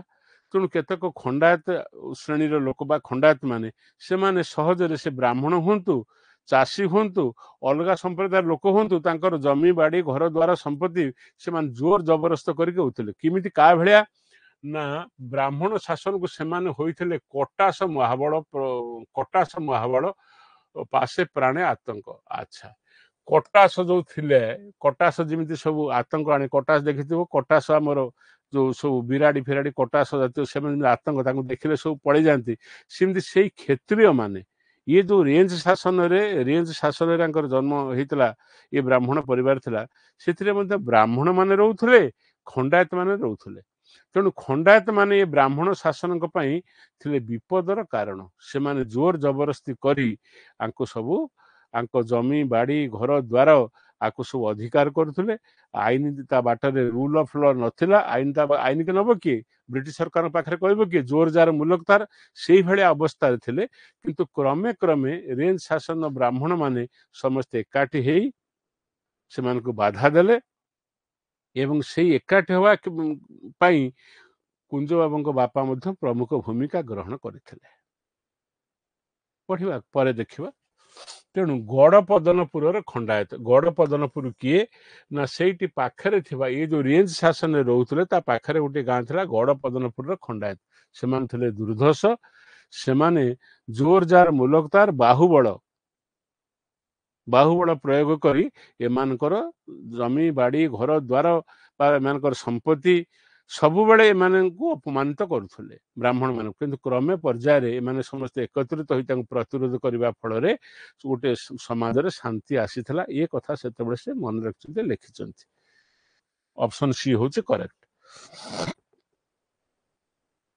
ଗାନ୍ଧୀଜୀଙ୍କ ସେକ୍ରେଟାରୀ ଡକ୍ଟର କାହାକୁ ଛୋଟ ଚୈତନ୍ୟ ଆଖ୍ୟା ଦେଇ ପ୍ରବନ୍ଧଟି ଲେଖିଥିଲେ? ଦେଖ, ଗାନ୍ଧୀଜୀଙ୍କ ସେକ୍ରେଟାରୀ ଡକ୍ଟର ତାଙ୍କ ନାଁଟା ଭୁଲି ଯାଇଛି, କି ବୋସ୍ ହେଇଥିବ, ସେ କାହାକୁ ଛୋଟ ଚୈତନ୍ୟ ଆଖ୍ୟା ଦେଇ ପ୍ରବନ୍ଧ ଲେଖିଥିଲେ? ଆଚ୍ଛା, ଏଠି ହେଲା ବୀର ମହାନ୍ତି, ରାମଚନ୍ଦ୍ର ମହାନ୍ତି, ଚିନ୍ତାମଣି ଦାସ ଆଉ ହେଲା ଧ୍ରୁବ ମହାନ୍ତି। ଆଚ୍ଛା, ଏଇ ଯୋଉ ଗାନ୍ଧୀଜୀଙ୍କର ସେକ୍ରେଟାରୀ ଡକ୍ଟର କଣ ସେ ନାଁଟା ଭୁଲି ଯାଇଛନ୍ତି, କାହାକୁ ଛୋଟ ଚୈତନ୍ୟ ଆଖ୍ୟା ଦେଇକି ଲେଖିଥିଲେ? ଏଇ ଯୋଉ ତାଙ୍କ ଗାଁରେ ଯୋଉ ରେଞ୍ଜ ଶାସନରେ ସେ ଜନ୍ମଗ୍ରହଣ କରିଥିଲେ, ସେ ସମୟରେ ତାଙ୍କ ବାପା ଯେତେବେଳେ ଏମିତି ଖ୍ୟାତି ଅର୍ଜନ କରିଥିଲେ, ନିଜର ଜୀବିକା ଅର୍ଜନ କରିବା ପାଇଁ ମଧ୍ୟ ସେ କାହା ଉପରେ ନିର୍ଭର କରୁନଥିଲେ। ଯୋଉମାନେ ଭୋଇ ଅଛବ ଜାତିର ଲୋକମାନେ ତାଙ୍କୁ ସବୁ କେତେବେଳେ ଶିକ୍ଷା ଦଉଥିଲେ, ସେମାନଙ୍କର କାମଧନ୍ଦା କରିଦଉଥିଲେ। ତାଙ୍କ ଭିତରେ ଛୁଆଁ ଭେଦଭାବ ନଥିଲା, ସଂସ୍କାରିତ ହୃଦୟ ଥିଲା। ବ୍ରାହ୍ମଣ ହେଲେ ମଧ୍ୟ ସବୁ ମଣିଷ ସମାନ, ଏଇଭଳିଆ ଗୋଟେ ଉଚ୍ଚକୋଟୀର ମାନବିକ ଗୁଣ ତାଙ୍କ ଭିତରେ ଥିଲା। ଏବଂ ସେ କାହାଠୁ ଆକୁ ଶିଖିଲେ ନା, ତାଙ୍କୁ ସେ କଥା କଲା କିଏ ନା ବୀର ମହାନ୍ତି। ଏ ଯୋଉ ବୀର ମହାନ୍ତି ଓ ରାମଚନ୍ଦ୍ର ମହାନ୍ତି ଇଏ ହଉଛନ୍ତି ସେ ସମୟରେ ଦୁଇ ଜଣ ବିଶିଷ୍ଟ ସଂସ୍କାରକ, ଦୁଇ ଭାଇ ମଧ୍ୟ। ଏଇ ଯୋଉ ବୀର ମହାନ୍ତି ଆଙ୍କ ଉପରେ ସେ ଏମିତି କାମ କରୁଥିଲେ, ଏତେ ଉଦାର ଥିଲେ, ସମାଜ ସଂସ୍କାରକ ଥିଲେ ଏବଂ ଏତେ ଭଲ ମଣିଷ ଥିଲେ ଯେ ତାଙ୍କ ଉପରେ ତାଙ୍କୁ କୁହାଯାଉଥିଲା କଣ, ଛୋଟ ଚୈତନ୍ୟ। ଚୈତନ୍ୟ କଥା ଆପଣ ଜାଣିଛନ୍ତି, ଚୈତନ୍ୟ ମହାପ୍ରଭୁ ଯେମିତି ଧର୍ମ ପ୍ରଚାର କଲେ, ଜାତି ଧର୍ମ ବର୍ଣ୍ଣ ପ୍ରଚାର କଲେ, ମଣିଷ ସମାଜର ବା ମଣିଷର ଆଧ୍ୟାତ୍ମିକ ଉନ୍ନତି କ୍ଷେତ୍ରରେ ସେ ଯେମିତି ଧର୍ମ ପ୍ରଚାର କଲେ, ସେମିତି ତାଙ୍କୁ ଛୋଟ ଚୈତନ୍ୟ ବୋଲି ସେ ଗାନ୍ଧୀଜୀଙ୍କ ସେକ୍ରେଟାରୀ ଥିଲେ। ସେ ତାଙ୍କୁ ଛୋଟ ଚୈତନ୍ୟ ଆଖ୍ୟା ଦେଇ ଗୋଟେ ପ୍ରବନ୍ଧ ଲେଖିଥିଲେ। କିଏ ନା ଏଇ ବୀର ମହାନ୍ତି। ଯୋଉ ବୀର ମହାନ୍ତି ହିଁ ପ୍ରକୃତରେ କୁଞ୍ଜ ବାବୁଙ୍କ ବାପାକୁ ଅନୁପ୍ରେରିତ କରିଥିଲେ, ପ୍ରରୋଚିତ କରିଥିଲେ, ସଂସ୍କାରକ ହେବା ପାଇଁ ଚେଷ୍ଟା କରିଥିଲେ ଏବଂ ଗାଁରେ ଗୋଟେ ହାଇସ୍କୁଲ ବସେଇଥିଲେ ତାଙ୍କର ବିଧବା ଯୋଉ କନ୍ୟା ମାନଙ୍କର ପାଠ ପଢିବା ପାଇଁ। ସେଇ ଜାଗାରେ ପାଠ ପଢେଇଲେ ଯାଇକି କିଏ ନା କୁଞ୍ଜ ବାବୁଙ୍କ ବାପା ପାଠ ପଢେଇଲେ। ପାଠ ପଢା ଜାଣିନଥିଲେ, ତାଙ୍କୁ ସବୁ ଶିଖେଇ ତାଙ୍କୁ ସବୁ ପଢିବା ପାଇଁ ଉତ୍ସାହ ଦେଇ ସେ ସେଠି ଶିକ୍ଷକତା କଲେ। ଏ ସବୁ କଥା କରିଛନ୍ତି ବୀର ମହାନ୍ତି ଏବଂ ବୀର ମହାନ୍ତିଙ୍କ ଦ୍ୱାରା ଅନୁପ୍ରେରିତ ହେଇଥିଲେ ତାଙ୍କର ନନା। ତାଙ୍କ ନନାଙ୍କ ନାଁ ହଉଛି ଚିନ୍ତାମଣି ଦାସ। ଏଇ ଚିନ୍ତାମଣି ଦାସ ତାହେଲେ ବେଶ ହବ ସେ ଦାସ ବ୍ରାହ୍ମଣ। ଧ୍ରୁବ ମହାନ୍ତି ନୁହେଁ, ରାମଚନ୍ଦ୍ର ମହାନ୍ତି ନୁହେଁ ଏବଂ ବୀର ମହାନ୍ତି ହଉଛି କରେକ୍ଟ। ତାପରଟି ଦେଖିବା, କୁଞ୍ଜ ବିହାରୀଙ୍କ ବାପାଙ୍କୁ କିଏ ପରିଣତ ବୟସରେ ବିଦ୍ୟାଳୟରେ ବସାଇଥିଲେ? ଦେଖ, ଯୋଉ ବିଷୟ ମୁଁ କହୁଥିଲି, ପରିଣତ ବୟସରେ ସେ ବ୍ରାହ୍ମଣ। କୁଞ୍ଜବାବୁଙ୍କ ବାପା ହଉଛନ୍ତି ବ୍ରାହ୍ମଣ ପରିବାରରେ ଜନ୍ମ ହେଇଥିଲେ, ପାଠଶାଠ ପଢିନଥିଲେ, ଚାଷବାସ କାମ ତଦାରଖ କରୁଥିଲେ, କିନ୍ତୁ ତାଙ୍କଠାଇ ଐଶ୍ୱରିକ ପ୍ରତିଭା ଥିଲା। ଗୀତ ଲେଖିବା, ଦଳ ସୃଷ୍ଟି କରିବା, ଭୋଇମାନଙ୍କ ଯୋଉମାନେ ଭୋଇ ଅଛପ, ଯୋଉମାନେ ବେହେରା, ଏମାନଙ୍କ ପାଇଁ ଗୀତ ଲେଖିଦେବା, ତାଙ୍କୁ ନେଇକି କୌଣସି ନାଟକ କରିବା, ତାଙ୍କୁ ପାଠ ପଢେଇବା, ଏ ପ୍ରକାର ତାଙ୍କର ସାମାଜିକ କଥା ଥିଲା। ଯେତେବେଳେ ଏ ବୀର ମହାନ୍ତି ଯେତେବେଳେ ତାଙ୍କର କନ୍ୟା ମାନଙ୍କର ପଠନ ପାଇଁ ବା କନ୍ୟା ମାନେ ପଢିବା ପାଇଁ ବିଦ୍ୟାଳୟଟେ କଲେ, ପରିଣତ ବୟସରେ ମଧ୍ୟ ସେ ତାଙ୍କୁ ଆଣି ଏଠି ବସେଇଲେ, ଆପଣ ପଢନ୍ତୁ। ତେଣୁ ଉତ୍ତର ହଉଛି କୁଞ୍ଜ ବିହାରୀଙ୍କ ବାପାଙ୍କୁ କିଏ ପରିଣତ ବୟସରେ ବିଦ୍ୟାଳୟରେ ବସାଇଥିଲେ? ବସାଇଲେ ବିଦ୍ୟାଳୟକୁ ଡକେଇ ପଢେଇଥିଲେ, କହିଲେ ଆପଣ ପଢନ୍ତୁ। ଇଏ ହଉଛନ୍ତି କହିଛି ହଉଛନ୍ତି ବୀର ମହାନ୍ତି। ତାଙ୍କ ସାନ ଭାଇ ରାମଚନ୍ଦ୍ର ମହାନ୍ତି ନୁହନ୍ତି, କୁଞ୍ଜ ବାବୁଙ୍କ ଅଜା ନୁହନ୍ତି, କୁଞ୍ଜ ବାବୁଙ୍କ ମାମୁଁ ନୁହନ୍ତି। ଏଇ ବୀର ମହାନ୍ତି ତାଙ୍କୁ ଆଣିକି ବିଦ୍ୟାଳୟରେ ବସେଇଥିଲେ। ତାମାନେ ପରିଣତ ବୟସରେ ପାଠ ପଢିଛନ୍ତି ଚିନ୍ତାମଣି ଦାସ।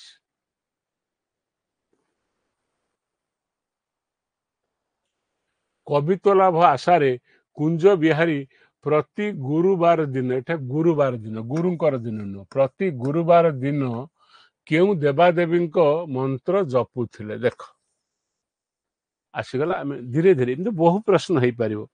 ଆପଣ କହିବେ ସାର୍ ଛାଡ଼ିଗଲେ, ମୁଁ କ'ଣ କରିବି? ଏତେ 700-800 ପୃଷ୍ଠାର ବହିକୁ ଯଦି ଆମେ ଟିକେ ଗଡ଼େଇ ନ ପକେଇବା କେମିତି ସାରିବା?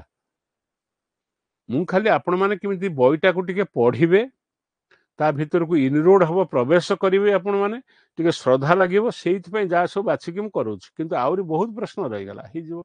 ଏଇଠିକୁ ଆସିଲା, କବିତ୍ୱ ଲାଭ ଆଶାରେ କୁଞ୍ଜ ବିହାରୀ ପ୍ରତି ଗୁରୁବାର ଦିନ କେଉଁ ଦେବାଦେବୀଙ୍କ ମନ୍ତ୍ର ଜପୁଥିଲେ? କୁଞ୍ଜ ବିହାରୀ କ'ଣ କରିଛନ୍ତି? ତାଙ୍କ ବାପାଙ୍କ କଥା କହିଛନ୍ତି, ତାଙ୍କ ମାମୁଁ ଘର କଥା କହିଛନ୍ତି, ତାଙ୍କ ଅଜାଙ୍କ କଥା କହିଛନ୍ତି, ତାଙ୍କର ଯେଉଁ ସବୁ ଭାଇମାନେ ଜନ୍ମ ହେଇକି ମରିଗଲେ ତାଙ୍କର ବିବାହ, ସେ କ'ଣ ପଢ଼ୁଥିଲେ, କ'ଣ କରୁଥିଲେ, ତାଙ୍କର ଭାଉଜମାନଙ୍କ କଥା ଚିତ୍ରଣ କରିଛନ୍ତି ଏବଂ ସବା ଶେଷରେ ତାଙ୍କ ନିଜ କଥାଟି ଆରମ୍ଭ କରିଛନ୍ତି।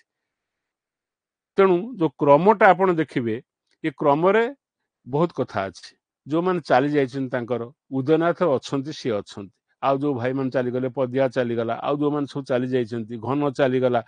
ତେଣୁ ସେମାନଙ୍କ ସମ୍ପର୍କରେ ସେ ବି ଲେଖିଛନ୍ତି। ସେମାନଙ୍କ ରୂପ କ'ଣ ଥିଲା, ବର୍ଣ୍ଣ କ'ଣ ଥିଲା, କ'ଣ ସେମାନେ ପାଠ ପଢ଼ୁଥିଲେ, କେମିତି ସରଳ ଥିଲେ, କେମିତି ବାହାଲେ, ସେ ଭାଉଜଙ୍କର କେମିତି ଅବସ୍ଥା ହେଲା, ଏ ସବୁ କଥା ଚିତ୍ର ତାଙ୍କର ମନେ ଥିଲା। କାରଣ ସିଏ ମନେ ରଖିଥିବା ସମସ୍ତ ଘଟଣାକୁ ପରିଣତ ବୟସରେ ସେ ତାକୁ ସ୍ମରଣ କରିଛନ୍ତି। ସିଏ ସ୍ମରଣ କଲାବେଳେ ବାପା, ମା, ପରିବେଶ, ଗାଁର ଅବସ୍ଥା ସବୁ କଥା ବର୍ଣ୍ଣନା କଲା ପରେ ସବା ଶେଷରେ ସେ, ତାଙ୍କ ନମ୍ବର ହେଉଛି 4, କିନ୍ତୁ ସିଏ ସବା ଶେଷରେ ନିଜ କଥାଟିକୁ ଆସିଛନ୍ତି। ଏଇଠି ଆସିଲା ଯେ କବିତ୍ୱ ଲାଭ ଆଶାରେ କୁଞ୍ଜ ବିହାରୀ ପ୍ରତି ଗୁରୁବାର ଦିନ କେଉଁ ଦେବାଦେବୀଙ୍କ ମନ୍ତ୍ର ଜପୁଥିଲେ? ଦେଖ, କବିତ୍ୱ ଲାଭ ଆଶାରେ, କବିତ୍ୱ ତ ଅନାବନା ବଢ଼େ ନାହିଁ। କବିତ୍ୱ ତ ଏମିତି ଗୋଟେ ଜିନିଷ ନୁହେଁ ଯେ ଆମେ ବଜାରକୁ ଯାଇ ଜଣକୁ କହିବା ଯେ ଭାଇ ମୋତେ 2 କିଲୋ, 5 କିଲୋ, 10 କିଲୋ କବିତ୍ୱ ଦିଅ। କବିତ୍ୱ ହେଉଛି ଗୋଟେ ଦୈବ ପ୍ରେରଣା, ଇନ୍ସପିରେସନ। ଅରବିନ୍ଦ କହୁଥିଲେ ସେ ଗୋଟେ ମନ୍ତ୍ର, ଈଶ୍ୱରଙ୍କର ଗୋଟେ, ଅଲ୍ ପୋଏଟ୍ରି ଇଜ ଇନ୍ସପିରେସନ, ମନ୍ତ୍ର ସିଏ। ତେଣୁ କେମିତି ଆସିବ ଏ ବିଷୟରେ ବହୁତ ବିବାଦ ଅଛି। କିଏ କହୁଛି ଆପେ ଆପେ ପ୍ରେରଣାରୁ ଆସିଯିବ, କିଏ କହୁଛି ଐଶୀ ଶକ୍ତି ଦ୍ୱାରା ଆସିଯିବ। ସେ ପ୍ରସଙ୍ଗକୁ ଆମେ ଯିବାନି, କିନ୍ତୁ ଗୋଟିଏ କଥା ସତ ଯେ କବିତ୍ୱ ଅନାବନା ବଢ଼େ ନାହିଁ। କବିତ୍ୱ ଆପେ ଆପେ ଆସିକି ନ ଆସେ ଅଲଗା କଥା, କିନ୍ତୁ କବିତ୍ୱ ପଛରେ ପ୍ରେରଣା ଅଛି, ଇମୋସନ ତ ଅଛି, କିନ୍ତୁ ଇନ୍ସପିରେସନ ମଧ୍ୟ ଅଛି। ସେ ପ୍ରେରଣା କୋଉଠୁ ଆସେ? ସେ ପ୍ରେରଣା ଆସେ ଦୈବ ଶକ୍ତି ବୋଲି ଏପର୍ଯ୍ୟନ୍ତ ମଧ୍ୟ ଭାରତୀୟ ଶାସ୍ତ୍ରରେ, ଭାରତୀୟ ପରମ୍ପରାରେ ଆମେମାନେ ସବୁ ବିଶ୍ୱାସ କରୁଛୁ। ସେ କହିଲେ କବିତ୍ୱ ଲାଭ ଆଶାରେ କୁଞ୍ଜ ବିହାରୀ ପ୍ରତି ଗୁରୁବାର ଦିନ କେଉଁ ଦେବାଦେବୀଙ୍କ ମନ୍ତ୍ର ଜପୁଥିଲେ? ସରସ୍ୱତୀ, ଦୁର୍ଗା, ଗଣେଶ, ସାରଳା। ଏଇମାନେ ସବୁ ଆମର ଭାରତୀୟ ପରମ୍ପରାରେ ଦୁର୍ଗାଙ୍କୁ ଆମେ ଜପୁ, ସରସ୍ୱତୀ, ଗଣେଶ, ସାରଳା ହେଉଛନ୍ତି ଝଙ୍କଡ଼ର, ଏମିତି ଆମେ ସବୁ ବର୍ଣ୍ଣନା କରି ଜପୁ। ସିଏ ଜପୁଥିଲେ କାହାକୁ? ଦୁର୍ଗାଙ୍କ ମନ୍ତ୍ର। ଅପସନ୍ ବି ହେଉଛି କରେକ୍ଟ। କେମିତି ମୋର କବିତ୍ୱ, ମୁଁ ଟିକେ କବି ହେବି, କବିତ୍ୱ କିପରି ଆସିବ? ଆପଣମାନେ ଯେଉଁମାନେ କାବ୍ୟ କବିତା ରଚନା କରିଛନ୍ତି ଦେଖିବେ, ପ୍ରବନ୍ଧ କଥା କହୁନି, ତଥାପି ପ୍ରବନ୍ଧରେ ବି ଇନ୍ସପିରେସନ ଅଛି। ଆପଣ ଦେଖିବେ କାବ୍ୟ କବିତା ଲେଖିଲା ବେଳେ, କବିତା ଲେଖିଲା ବେଳେ ଆପଣ ଯେତେବେଳେ ଚାହିଁଲେ ସେତେବେଳେ ଲେଖିପାରିବେନି। ବେଳେବେଳେ ଆପଣ କଲମ କାଗଜ ନଥିବ, ଗୋଟିଏ ଗୋଟିଏ ଧାଡ଼ି, ଗୋଟିଏ ଗୋଟିଏ ପଙ୍କ୍ତି ଝରି ଆସିବ ଏବଂ କହିବ ଯେ ମୋତେ ଲେଖେଇ ନିଅ। ସେଇ ସମୟରେ ଯଦି ଆପଣ ତାକୁ ନିରାଜନା ନ କରିବେ, ତାକୁ ନ ଡାକିବେ, ତା କଥା ନ ଶୁଣିବେ, ସେ ଚାଲିଯିବ। ହୁଏତ ଆସିପାରେ ପରବର୍ତ୍ତୀ ପର୍ଯ୍ୟାୟରେ, ନ ଆସିପାରେ। ଜଣକ ମୁଁ ଯାଉଛି ବର୍ତ୍ତମାନ ବସିକି ସାଙ୍ଗେ ସାଙ୍ଗେ କବିତା ଲେଖିବି, ସେ ଗୀତ ଲେଖିପାରେ, କିନ୍ତୁ ଯେଉଁ କବିତା ହୃଦୟକୁ ଛୁଇଁବ। କବିତା ଗୀତ ଭିତରେ ପାର୍ଥକ୍ୟ ଅଛି। ଆପଣମାନେ ତ ଆଧୁନିକ ସମୟର, ଆପଣମାନେ ହେଉଛନ୍ତି ଜଣେ ଜଣେ ପ୍ରଖ୍ୟାତ ସମାଲୋଚକ ବା ଭାଷାର ଆପଣମାନେ ହେଉଛନ୍ତି ଅଧ୍ୟାପକ। ଆପଣ ଜାଣିଛନ୍ତି ଗୀତ ଅଲଗା, କବିତା ଅଲଗା। ଧର ମୁଁ କହିବି ଧନ୍ୟ ଧନ୍ୟ ଆରାରୁଢ଼ ଧନ୍ୟ ତୁ ସଂସାରେ, ସଂସାର ଯାଙ୍କର ପଥି ତୁ ଅଟରେ। ଇଏ କ'ଣ କବିତା ହେଲା? କିନ୍ତୁ ଯେତେବେଳେ ଆମେ ଅକ୍ଷୟମାନ ଗୀତ ପଢ଼ିବା ବା ଶୁଣିବା, ଶ୍ରୁତି ତୁମେ ପାଉଁଶ ତଳରେ ନିଅ, ସିଏ ହେଇଗଲା କବିତା। କବିତା ଗୀତ ଖାଲି ପଦକୁ ପଦ ପଢ଼ିଲେ ଯେ ଗୀତ ହେଇଯିବ, କବିତା ହେଇଯିବ, ସେମିତି କଥା ନୁହଁ। କବିତାର ଏକ ଅନ୍ତର୍ନିହିତ ଶକ୍ତି ଅଛି। ଶବ୍ଦ ଗୁଡ଼ିକର ଏପରି ବସାଣ ହେଇଥିବ, ସେଗୁଡ଼ିକ ଏପରି ଭାବଗ୍ରାହୀ, ଭାବ ବାହକ ହେଇଥିବେ ଯେ ପଢ଼ିଲା ମାନେ ଆମ ହୃଦୟ ସ୍ପନ୍ଦିତ ହବ। ତାକୁ ଆମେ କହିବା କବିତା। ତେଣୁ ସେ କବିତା କେମିତି ଆସିବ, ସେଇ କବିତ୍ୱରେ କେମିତି ଜ୍ଞାନୀ ଲାଭ ହବ? କିଏ ଆମେ ଜାଣିଛେ ଉପେନ୍ଦ୍ର ଭଞ୍ଜ କେମିତି ରାମ ତାରକ ମନ୍ତ୍ର ପରସାଦେ ମୋହର କବି ପଣ ଉଦେ, କିଏ ଏପରିକି ରାଧାନାଥ ଲେଖିଛନ୍ତି, ଏପରିକି ଗଙ୍ଗାଧର ଲେଖିଛନ୍ତି। ସେମାନେ ସବୁ ପ୍ରାର୍ଥନା କରିଛନ୍ତି ଦିବ୍ୟ ପ୍ରେରଣା। ସେଇ ଦିବ୍ୟ ପ୍ରେରଣା ସରସ୍ୱତୀଙ୍କ ପାଖରେ କିଏ ପଶିଛି, କାହାର କିଏ ଇଷ୍ଟ ଦେବତାଙ୍କୁ ଡାକିଛନ୍ତି। କାହିଁକି ନା ସେ ପ୍ରେରଣା ନ ଆସିଲେ କବିତ୍ୱ ହେଇପାରିବ ନାହିଁ। ତେଣୁ ସେ ଦୁର୍ଗାଙ୍କୁ ଡାକୁଥିଲେ। କୁଞ୍ଜ ବିହାରୀ ରଚିତ ବନବୀର କାବ୍ୟଟି ଶୁଣି କୁଞ୍ଜ ବିହାରୀ ବଡ଼ ହେଲେ ରାଧାନାଥଙ୍କ ପରି ଜଣେ ବିଶିଷ୍ଟ କବି ହେବେ ବୋଲି ଭବିଷ୍ୟବାଣୀ କିଏ କରିଥିଲେ? ଏଠି କବି ହେବେ ବୋଲି ଭବିଷ୍ୟବାଣୀ କିଏ କରିଥିଲେ? ଇଏ ଗୋଟେ କାବ୍ୟ, କୁଞ୍ଜ ବିହାରୀଙ୍କ ରଚିତ ବନବୀର ଗୋଟେ କାବ୍ୟ। ଆଚ୍ଛା, ଏ ଗୋଟେ ଛୋଟ ଗୀତିକା ହେଇଥିବ। ଏ କାବ୍ୟଟିକୁ ଶୁଣି କୁଞ୍ଜ ବିହାରୀ ବଡ଼ ହେଲେ ରାଧାନାଥଙ୍କ ପରି ଜଣେ ବିଶିଷ୍ଟ କବି ହେବେ ବୋଲି ତାଙ୍କୁ ଭବିଷ୍ୟବାଣୀ କିଏ କରିଥିଲେ? ବାପା ଚିନ୍ତାମଣି ଦାସ, କବିଙ୍କ ଶିକ୍ଷକ, କବିଙ୍କ ଅଜା, କବିଙ୍କ ମାମୁଁ। କବିଙ୍କ ମାମୁଁଙ୍କ କଥା ଛାଡ଼, ଅଜାଙ୍କ କଥା ଛାଡ଼, କବିଙ୍କ ଶିକ୍ଷକ ଛାଡ଼, ତାଙ୍କର ବାପା କୁଞ୍ଜ ଯେତେବେଳେ ଲେଖା ଲେଖି କଲେ, ଏଇ ଯୋଉ ବନବୀର କାବ୍ୟଟି ସେ ଲେଖିଲେ, ବାପାଙ୍କୁ ଶୁଣେଇଥିଲେ। ବାପା ଶୁଣି ସାରି ପରି କହିଲେ, ତୁ ବଡ଼ ହେଲେ ରାଧାନାଥଙ୍କ ପରି ଜଣେ ବିଶିଷ୍ଟ କବି ହବୁ।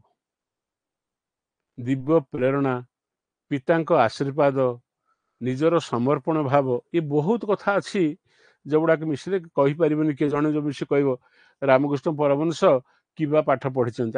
ଆମେ ବେଳେବେଳେ ପାଠ ପଢ଼ିବା ସାଙ୍ଗରେ କବିତାକୁ ମିଶଉ। ପାଠ ପଢ଼ିବା, ଡିଗ୍ରୀ ପାଇବା, ସାର୍ଟିଫିକେଟ ପାଇବା ଗୋଟେ ଅଲଗା ଜିନିଷ, କବିତ୍ୱ ଆଉ ଗୋଟେ ଅଲଗା ଜିନିଷ। ରାମକୃଷ୍ଣ ପରମହଂସ ଯେତେବେଳେ କଲିକତାରେ କାଳୀଙ୍କ ସାଧନା କରୁଥିଲେ ଏବଂ ଗଙ୍ଗା କୂଳରେ ବସୁଥିଲେ, ସେତେବେଳେ ବହୁ ବିଶିଷ୍ଟ ବିଦ୍ୱାନ ମାନେ ତାଙ୍କ ସାଙ୍ଗରେ ଆସି ପରାମର୍ଶ କରୁଥିଲେ, ଜୀବନର ଗୂଢ଼ ରହସ୍ୟ ତାଙ୍କୁ ସବୁ ପଚାରୁଥିଲେ। ଏବଂ ପଚାରିଲା ଭିତରେ ଜଣେ କହିଲା ଆପଣ କେମିତି, ଆମେ ସବୁ ଧରନ୍ତୁ ଆସୁଥିବେ, ଈଶ୍ୱର ଚନ୍ଦ୍ର ବିଦ୍ୟାସାଗର ଆସୁଥିବେ, ରାଜା ରାମମୋହନ ରାୟ ଆସୁଥିବେ, କିମ୍ବା ସେ ସମୟରେ ବିଶିଷ୍ଟ ଲୋକମାନେ ଯୋଉମାନେ ସବୁ ଇଣ୍ଟେଲିଜେନ୍ସିଆ ବୋଲି ଯାହାକୁ କୁହାଯାଉଛି, ବୌଦ୍ଧିକ ଜଗତରେ ଯୋଉମାନେ ଖୁବ୍ କୀର୍ତ୍ତି ଅର୍ଜନ କରିଛନ୍ତି, ସେମାନେ ଆସି ରାମକୃଷ୍ଣ ପରମହଂସଙ୍କ ପାଖରେ ଜୀବନର ନିଗୂଢ଼ ପ୍ରଶ୍ନ ବା ଜୀବନର ରହସ୍ୟ ସମ୍ପର୍କରେ ପ୍ରଶ୍ନ ପଚାରୁଥିଲେ। ଯୋଉ ପ୍ରକାର ପ୍ରଶ୍ନ ପଚାରୁଥିଲେ ମଧ୍ୟ ରାମକୃଷ୍ଣ ପରମହଂସ ତାକୁ ଅତି ସରଳ ଭାବରେ ବୁଝେଇ ଦେଉଥିଲେ। ଜଣେ କିଏ କହିଲା ଆଜ୍ଞା ଗୋଟେ କଥା ପଚାରିବି। ନା କଣ? ନା ଆମେ ଯୋଉ ପ୍ରକାର, ଆମେ ତ ପାଠଶାଠ ପଢିଛୁ, କିଏ ୟୁନିଭର୍ସିଟିରେ ପଢିଛୁ, କିଏ ଡିଗ୍ରୀ ପାଇଛୁ, କିଏ କଣ କରିଛୁ, କିଏ ସମାଜରେ ପ୍ରତିଷ୍ଠିତ ଲୋକ, କିନ୍ତୁ ଆମେ ଯେତେ ପ୍ରକାର ସନ୍ଦେହ ଆମର ଅଛି, ଆମେ ଆପଣଙ୍କୁ ପଚାରୁଛୁ, ଆପଣ କେମିତି କହିବାକୁ କ୍ଷମ ହଉଛନ୍ତି? ରାମକୃଷ୍ଣ ପରମହଂସ ହସିଲେ। ଗୋଟେ ସୁନ୍ଦର ଉଦାହରଣ ସେ ଦେଲେ। କଣ ଦେଲେ? କହିଲେ ତମେ କେବେ ଧାନ ମପା ହେବା ଦେଖିଛ?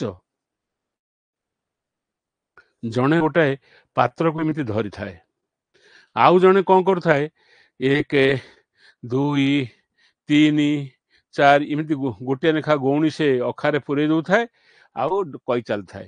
କିନ୍ତୁ ଲକ୍ଷ୍ୟ କଲେ ଦେଖିବ, ଯୋଉ ଲୋକଟି କହୁଥାଏ 1 2 3 4, ତା ପାଖକୁ ଧାନ ଜଣେ ପେଲି ଦଉଥାଏ ବସିକି। 3 ଜଣ ଲୋକଙ୍କର କାମ ଧାନ ମପାରେ। ଜଣେ ଧାନକୁ ପେଲି ଦଉଥାଏ, ଯିଏ ମାପୁଛି, ଆଉ ଜଣେ ପାତ୍ରକୁ ଧରି ରଖେ। 3 ଜଣଙ୍କର କାମ। ଆଉ ଜଣେ ଗଉଣିଏ ଗଉଣିଏ କରିକି ଅଜାଡ଼ି ଦିଏ ଏବଂ କାଉଣ୍ଟ କରୁଥାଏ, 1 2 3 4 5 6 ଏମିତି କହୁଥାଏ। ଏଣେ କାଳେ ତାର ଧାନ ମାନେ ଧାନ ସେ ଆଉ ଗଉଣୀରେ ଦେଇପାରିବନି ବୋଲିକି ଆଉ ଜଣେ ବସିକି ତାକୁ ଧାନ ଗୁଡାକ ଯୋଉଠି ପଡିଥାଏ ତାକୁ ଠେଲିକି ତା ପାଖରେ ନଉଥାଏ। ରାମକୃଷ୍ଣ ପରମହଂସ କହିଲେ, ମୁଁ ଯେତେବେଳେ ତମେ ମାନଙ୍କୁ କହୁଛି, ତମେ ଜଣେ ପାତ୍ର ଧରିକି ବସିଛ ଧାନ ନବା ପାଇଁ, ହେଲା। କହୁଛି କିଏ? ଧାନ ମାପୁଛି କିଏ? ମୁଁ ମାପି ଦଉଛି। ଧାନ କିନ୍ତୁ ମୋର ନୁହଁ। ତାହେଲେ ଧାନ ଆସୁଛି କୋଉଠୁ? ନା ଯୋଉ ଗୋଟିଏ ଲୋକ ମୋ ପାଖରେ ବସିଛି, ସିଏ କଣ କରୁଛି? ଠେଲି ଦଉଛି। ଧାନ ତାର କୋଉଠୁ ଆଣୁଛି ମୁଁ କହିପାରିବିନି, ମୋ ପାଖକୁ ଠେଲି ଦଉଛି। ମୋ ପାଖକୁ ଠେଲି ଦେବା ଲୋକ ହଉଛି ମୋର ମା କାଳୀ। ସିଏ ଯାହା କହୁଛି, ମତେ ଯାହା କହୁଛି କହିବାକୁ, ମୁଁ ତମକୁ କହୁଛି। ତମେ ଭାବୁଛ କଣ ମୁଁ ପଣ୍ଡିତ? ମୁଁ ନୁହଁ। ଯେମିତି ଧାନ ମାପିବାରେ 3 ଜଣ ଲୋକଙ୍କର ସମ୍ପୃକ୍ତି ଅଛି। ଜଣେ ପାତ୍ର ଧରିଛି, ଧାନ ସେଥିରେ ଢଳା ଯାଉଛି, ଆଉ ଜଣେ ଗଉଣୀରେ ମାପିକି ତାକୁ ପୁରଉଛି, ଆଉ ଜଣେ ତା ପାଖକୁ ଧାନ ଠେଲି ଦଉଛି। ମା ମତେ ଠେଲି ଦଉଛି, ମା ସବୁ କଥା କହିଦଉଛି, ମୁଁ ଖାଲି ଆପଣ ମାନଙ୍କୁ କହିଦଉଛି। ଇଏ ହଉଛି ରାମକୃଷ୍ଣ ପରମହଂସଙ୍କର ମିଷ୍ଟିକ ଏକ୍ସପିରିଏନ୍ସ। ତେଣୁ ये जो कविता कथाटा ମୁଁ କହୁଥିଲି ये कवित्व कथाटी निर्भर କରୁଛି दिव्य प्रेरणा। ତମେ ତାକୁ ଈଶ୍ୱରୀୟ ପ୍ରେରଣା କହିପାର, ତାକୁ ତମର ଇମୋସନ କହିପାର, ଇନ୍ସପିରେସନ କହିପାର, ଯାହା କହିପାର। ଦିବ୍ୟ ପ୍ରେରଣା ନ ଆସିଲେ କବିତ୍ୱ ଉଚ୍ଚ କୋଟିର କବିତ୍ୱ ସୃଷ୍ଟି ହେବା ଅସମ୍ଭବ। ଏଠି ପ୍ରଶ୍ନ ହେଲା ଯେତେବେଳେ ସେ ବନବୀର କାବ୍ୟଟି କୁଞ୍ଜ ବିହାରୀ ଲେଖିଲେ ବାପାଙ୍କୁ ପଢେଇଛନ୍ତି। ବାପା କହିଲେ ତୁ ଭବିଷ୍ୟତରେ ତୁ ହବୁ କଣ? ତୁ ହବୁ ରାଧାନାଥଙ୍କ ପରି ଜଣେ ବିଶିଷ୍ଟ କବି। ତାପରକୁ ଦେଖିବା କବି ତାଙ୍କ ବାପାଙ୍କୁ କେଉଁ ପୁସ୍ତକରେ ସ୍ମରଣ କରିଛନ୍ତି। ଏଇ ଯୋଉ ବାପାଙ୍କ ପ୍ରତି ଯୋଉ ବାପାଙ୍କର ତାଙ୍କ ପ୍ରତି ଯୋଉ ଆଶୀର୍ବାଦ, ଯୋଉ ପ୍ରେରଣା, ତାଙ୍କର ଯୋଉ ଉତ୍ସାହ, ପରବର୍ତ୍ତୀ ପର୍ଯ୍ୟାୟରେ ପୁତ୍ର ହିସାବରେ ପୁତ୍ର ଯେତେବେଳେ ଆମେ ସମସ୍ତେ ଜାଣିଛେ କୁଞ୍ଜ ବିହାରୀ ଦାସ ପରବର୍ତ୍ତୀ ପର୍ଯ୍ୟାୟରେ ଜଣେ ବିଶିଷ୍ଟ ଅଧ୍ୟାପକ ହେଲେ, ସଂସ୍କୃତରେ MA ପାସ୍ କଲେ, ଶାନ୍ତିନିକେତନରେ ପ୍ରଫେସର ହେଲେ, ଓଡ଼ିଆ ଲୋକଗୀତ ଓ କାହାଣୀ ପୁସ୍ତକ ରଚନା କରିକି ଡକ୍ଟରେଟ୍ ପାଇଲେ। ଶାନ୍ତିନିକେତନ ସେ ହେଉଛି ପ୍ରଥମ ପ୍ରକାଶିତ ୟୁନିଭର୍ସିଟିର ପ୍ରଥମ ପ୍ରକାଶିତ ସନ୍ଦର୍ଭ ବା ଥେସିସ୍। ଲୋକଗୀତ ସଂଗ୍ରହ କଲେ, ଆଧୁନିକ ସାହିତ୍ୟ ଉପରେ ବହୁତ ଲେଖିଲେ, କାବ୍ୟ କବିତା ଲେଖିଲେ, ଉପନ୍ୟାସ ଲେଖିଲେ। ଏ ସବୁକୁ ଯୋଉ କୁଞ୍ଜ ବିହାରୀ କଲେ, ଭାରତ ଉତ୍କଳ ରତ୍ନ ଉପାଧି ତାଙ୍କୁ ମିଳିଲା। ଭାରତ ବର୍ଷରେ ଭାରତ ବର୍ଷ କଣ ଏସିଆରେ ମଧ୍ୟ ଜଣେ ଉଚ୍ଚ କୋଟିର ଲୋକଗୀତ ସଂଗ୍ରାହକ ହିସାବରେ ସେ ମାନ୍ୟତା ପ୍ରାପ୍ତ ହେଲେ। ଏ ଯାହା ସବୁ ଘଟିଲା ତା ପଛରେ ତାଙ୍କ ବାପାଙ୍କର ଆଶୀର୍ବାଦ, ବାପାଙ୍କର ପ୍ରେରଣା, ବାପାଙ୍କର ଦିଗ୍ଦର୍ଶନ ନିଶ୍ଚିତ ରହିଛି। ଜିନ୍ କାମ କରୁଛି। ସାଇକୋଲୋଜିଷ୍ଟ ବାଲା କହିଲେଣି ଜଣେ ଲୋକର ବ୍ୟବହାରକୁ 50 ଭାଗ ନିୟନ୍ତ୍ରଣ କରୁ ତାର ବଂଶର ପରମ୍ପରା, ମାର ସ୍ନେହ, ବାପର ଶାସନ, ରକ୍ତରେ ଥିବା ଜିନ୍ ଗୁଣ, ଇଏ ସବୁ ପ୍ରଭାବିତ କରୁଛି। ଆଉ 50 ଭାଗ ସମାଜରେ ବିଭିନ୍ନ କଥା ଜାଣିକି ସେ ତା ବ୍ୟକ୍ତିତ୍ୱକୁ ଗଢୁଛି।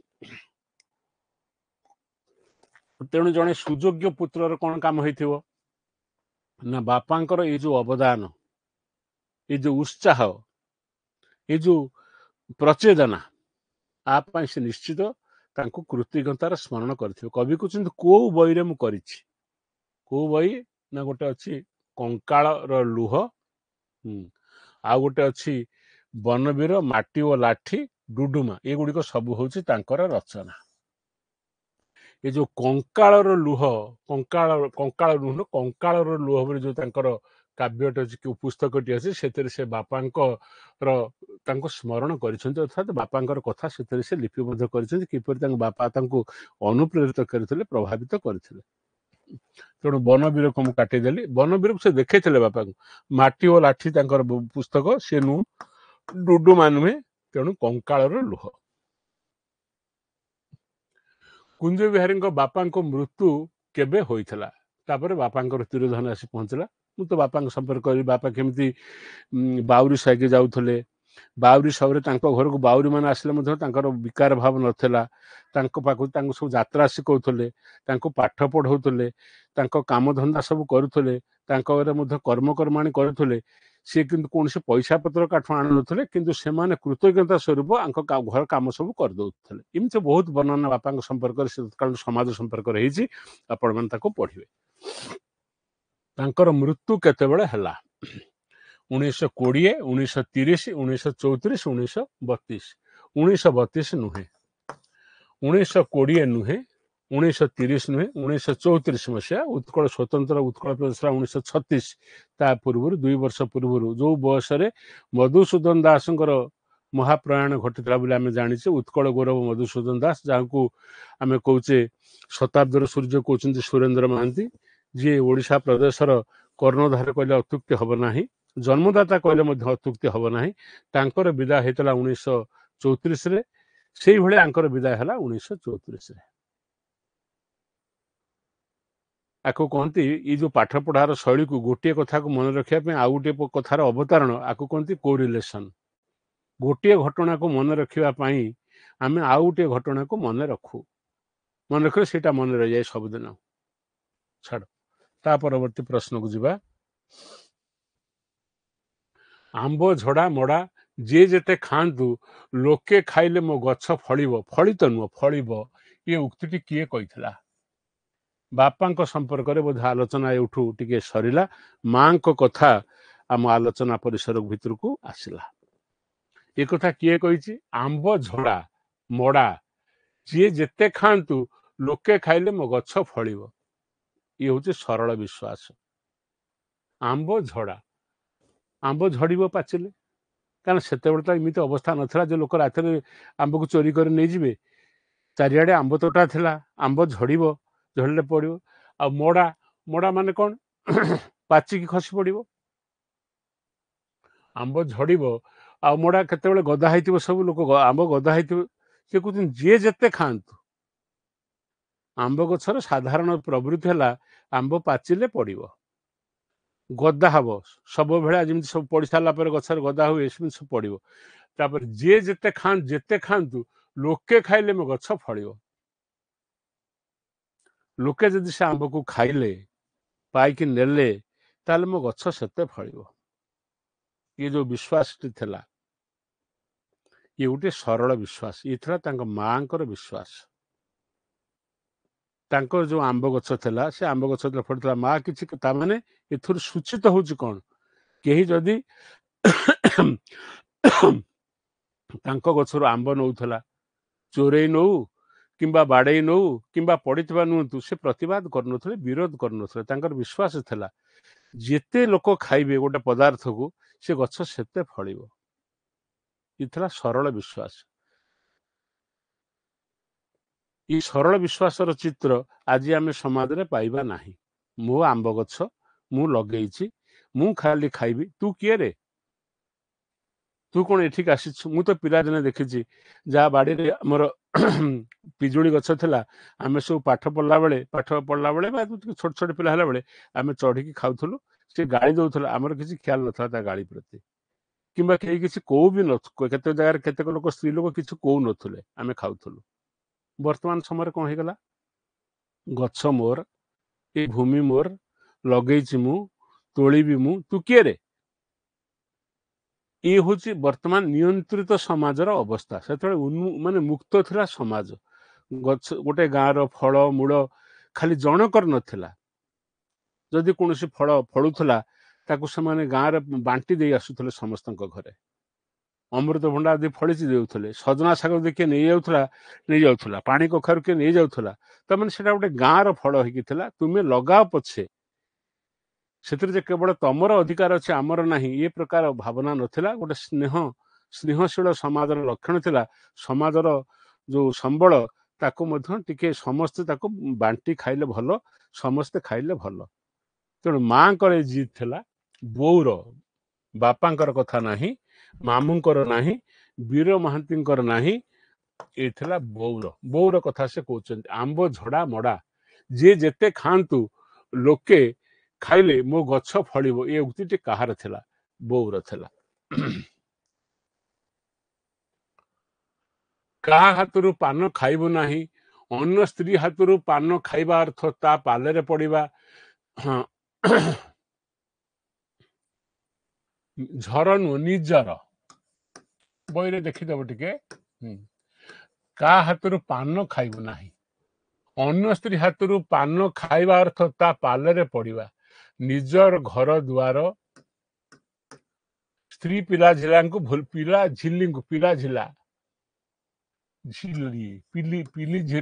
ପିଲା ଝିଲାଙ୍କୁ ଭୁଲିଯିବା। ଏକଥା କିଏ କେତେବେଳେ କହିଛନ୍ତି? ଇଏ ଗୋଟେ କଥା। ଗ୍ରାମୀଣ ସମାଜ ସେତେବେଳେ ଥିଲା, ରକ୍ଷଣଶୀଳ ସମାଜ ଥିଲା, ପାରିବାରିକ ଜୀବନ ଥିଲା ଦୃଢ଼। ଆମ ପାରିବାରିକ ଜୀବନରେ ଆମର ବାପ ମା, ଆମର ଦେଠେଇ, ଆମର ଯିଏ ବୟସ୍କ ମହିଳା, ସେମାନେ ଆମ ଜୀବନକୁ ନିୟନ୍ତ୍ରଣ କରୁଥିଲେ। ସେମିତି କିଏ କଥାଟି କହିଲା, କାହା ହାତରୁ ପାନ ଖାଇବୁ ନାହିଁ, ଅନ୍ୟ ସ୍ତ୍ରୀ ହାତରୁ ପାନ ଖାଇବା ଅର୍ଥ ତା ପାଲରେ ପଡ଼ିଯିବା, ନିଜ ସ୍ତ୍ରୀ ପିଲା ଝିଲାଙ୍କୁ ଭୁଲିଯିବା। ଏ କଥା କିଏ କେତେବେଳେ କହିଛନ୍ତି? ବୋଉ କହିଛନ୍ତି କୁଞ୍ଜ ବିହାରୀଙ୍କୁ ବିଦେଶ ଯିବା ବେଳେ। ନାଇଁ। ବୋଉ କହିଛନ୍ତି ତାଙ୍କ ଝିଅକୁ ବିବାହ ଦେବା ବେଳେ। ନାଇଁ। ବାପା କହିଛନ୍ତି ଝିଅର ସ୍ୱାମୀ ବା ଜ୍ୱାଇଁକୁ ବିଦାୟ ଦେଲା ବେଳେ। ନାଇଁ। ବୋଉ କହିଛନ୍ତି ଉଦୟନାଥ ସାନ ଭାଇକୁ ବିଦେଶ ଯାତ୍ରା ବେଳେ। ଦେଖ, ବିଶ୍ୱାସ କରାଯାଉଥିଲା ଯେ ବିଦେଶ ଯିବ, କାରଣ ବିଦେଶର ସମ୍ପର୍କ ବା ବିଦେଶର ସମାଜ ଟିକେ ମୁକ୍ତ ସମାଜ ଆମଠୁ। ଝିଅ ପୁଅ ମିଶିବା, ସାଙ୍ଗ ହବା, କଥାବାର୍ତ୍ତା କରିବା, ଏ ବ୍ୟବସ୍ଥା ଆମ ସମାଜ କ୍ରମେ କ୍ରମେ ସେଇ ଆଡକୁ ଯାଉଛି। ତା ଦ୍ୱାରା ଭଲ ହଉଛି କି ମନ୍ଦ ହଉଛି ପରବର୍ତ୍ତୀ ପର୍ଯ୍ୟାୟରେ ଯେତେବେଳେ ତମେ ଯୁବକ ତମେ କହୁଛ କିଛି ଭୁଲ ନାହିଁ, ତମେ ଯେତେବେଳେ ବାପା ମା ହେଇଯାଉଛ କହୁଛ ନା ଏଗୁଡା ହବା କଥା ନୁହେଁ। ଇଏ ହଉଛି ଆମ ସାମାଜିକ ଜୀବନର ମାନେ ମାନେ ଏଇଟା ମାନେ ବିଡମ୍ବନା ଏଇଟା ଦେଖିବ। ତେଣୁ ଯେତେବେଳେ ଉଦୟନାଥ ତାଙ୍କର ସବା ସାନ ପୁଅ ଯେତେବେଳେ ବିଦେଶ ପାଠ ପଢିବାକୁ ଗଲା, ଆମେରିକା ଗଲା, କଣ ହେଇଥିଲା? ସେ ସେଠୁ ବୋଉ କହିଲା, ଉଦୟନାଥକୁ କହିଲା, କଣ କହିଲା? କାହା ହାତରୁ ପାନ ଖାଇବୁ ନାହିଁ, ଅନ୍ୟ ସ୍ତ୍ରୀ ହାତରୁ ଖାଇବା ଅର୍ଥ ତା ପାଲରେ ପଡିବା, ନିଜ ପିଲା ଛୁଆଙ୍କୁ ଭୁଲିଯିବା। ମା ସବୁବେଳେ ସନ୍ଦେହ କରୁଥିଲା, ମୋର ଝିଅ କିମ୍ବା ମୋର ପୁଅ ଯଦି ଅନ୍ୟ କାହା ସହିତ ସମ୍ପର୍କିତ ହେଇଯାଏ, ସେ ସମ୍ପର୍କରୁ ଉଧୁରିବା ସହଜ କଥା ନୁହେଁ। ତେଣୁ ସେମାନେ କଣ କରୁଥିଲେ?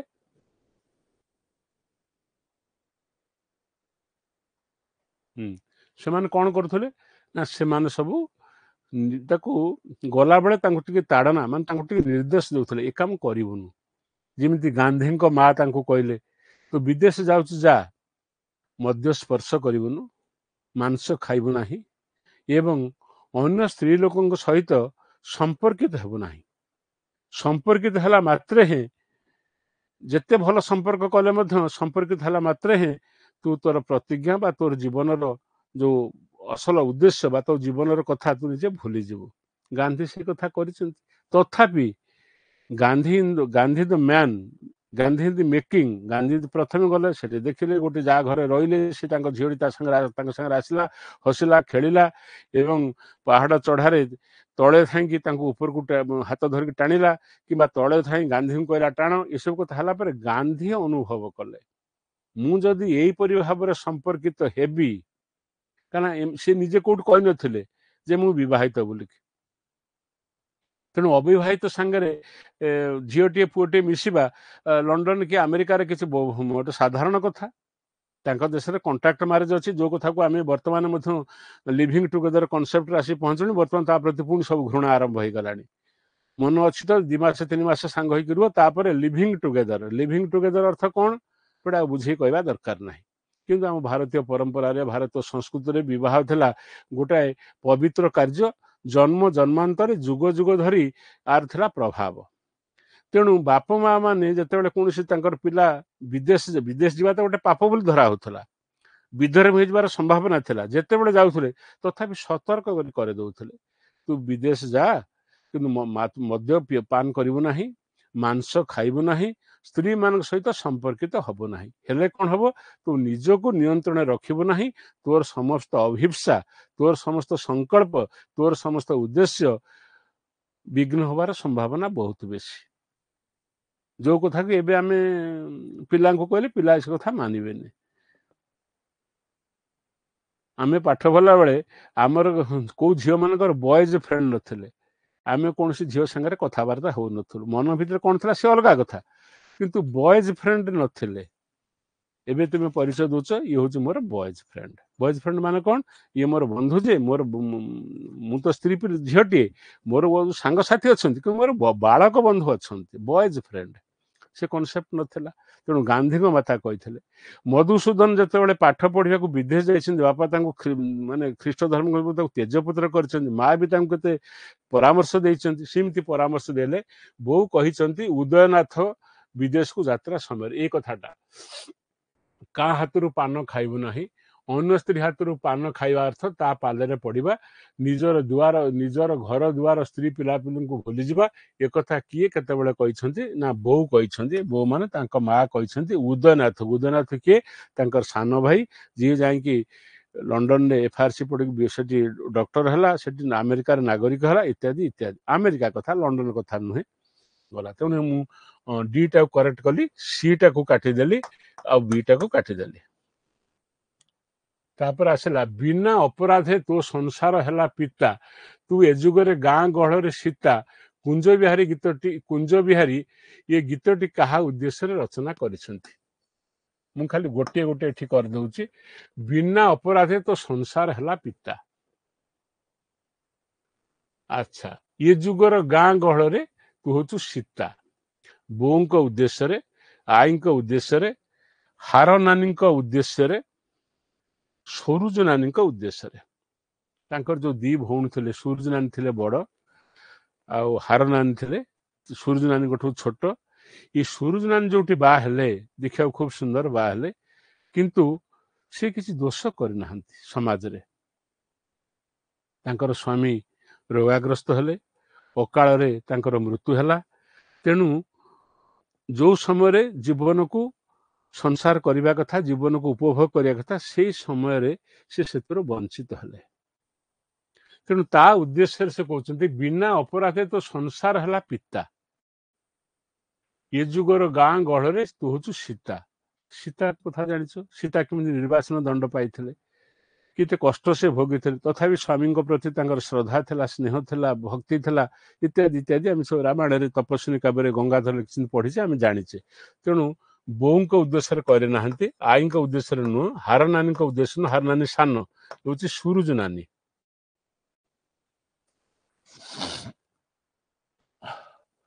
ହାର ନାନୀ କେଉଁ ରୋଗରେ ପ୍ରାଣ ହରାଇଲେ?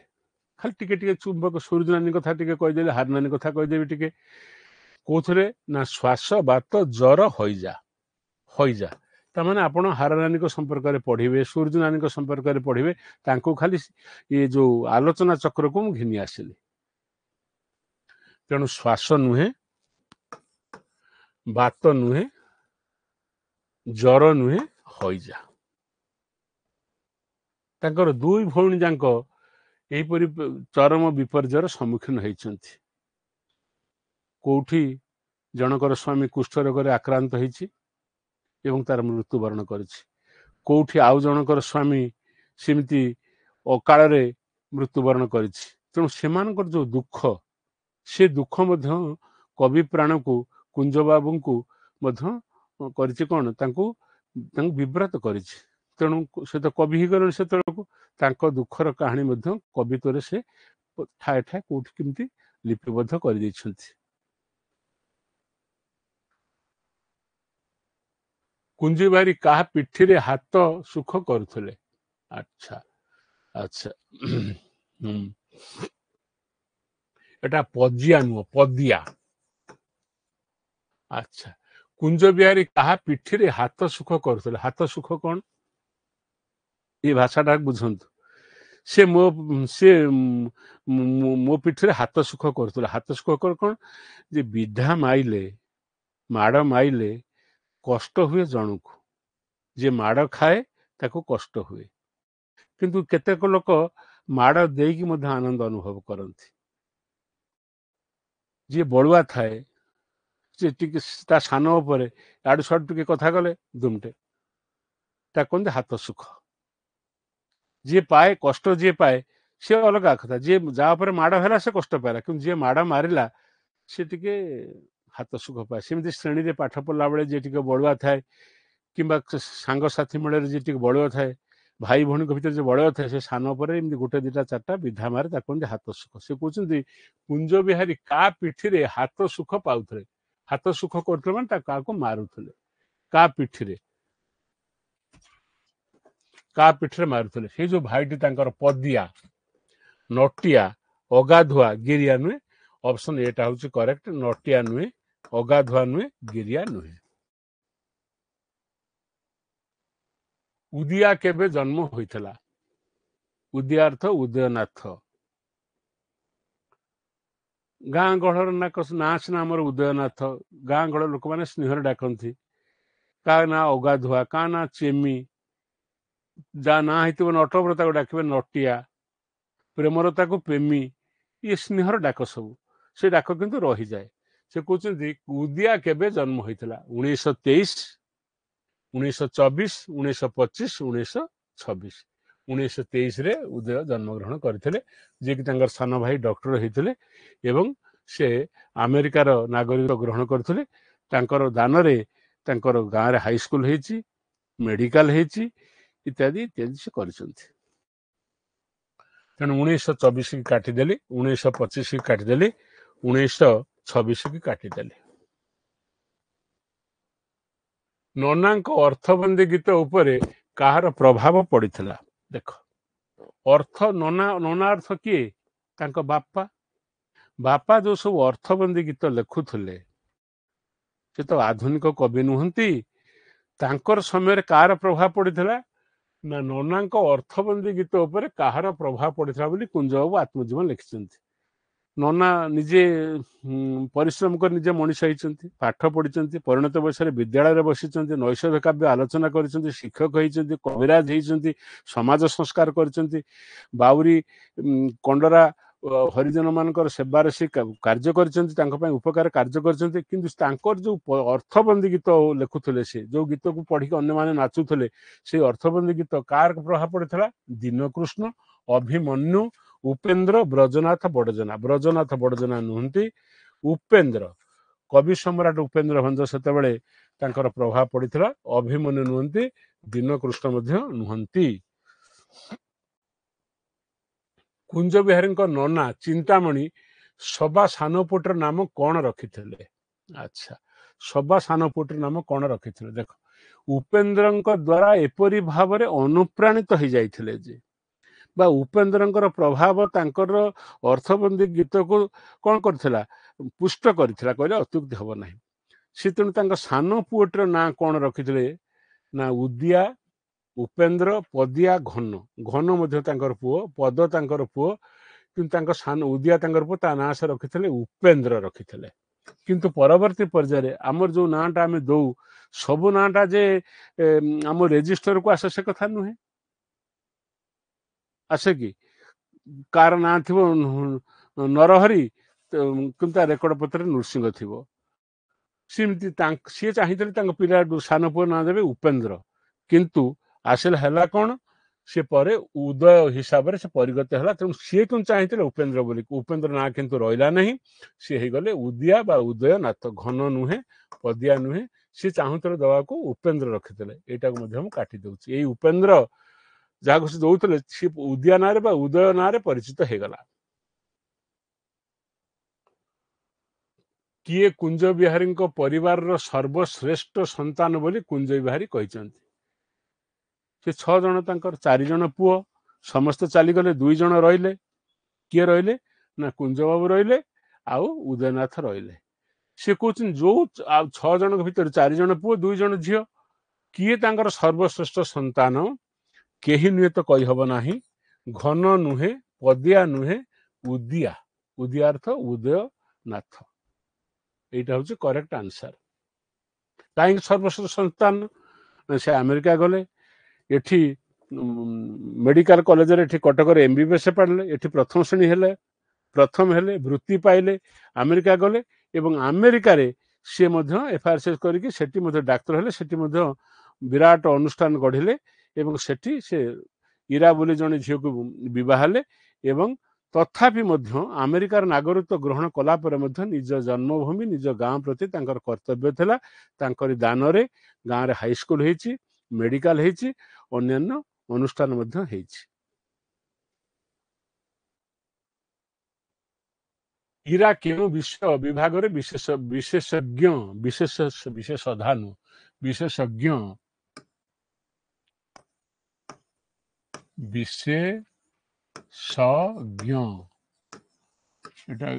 विशेषज्ञ क्यों विभाग विशेष मेडिसिन इरा हूँ उदयनाथ पत्नी उदयनाथ किए ना तांकर सभा सान पुओ जी जाकि अमेरिका रे नागरिकत्व ग्रहण कला जने माने अति विद्वान स्कॉलर जने एठी एमबीबीएस पाठ पढ़ी सारे सेठी जाकि पाठ पढ़ी रहिला तांकर जो स्त्री ना हूँ इरा से कोउथरे विशेषज्ञ ना मेडिसिन सर्जरी शिशु रोग शिशु आनास्थेसिया खेरियानु आनास्थेसिया एटा हूँ करेक्ट से मेडिसिन विशेषज्ञ नुहे सर्जरी रे नुहे शिशु रोग रे नुहे शिशु आनास्थेसिया ऑप्शन डी हूँ करेक्ट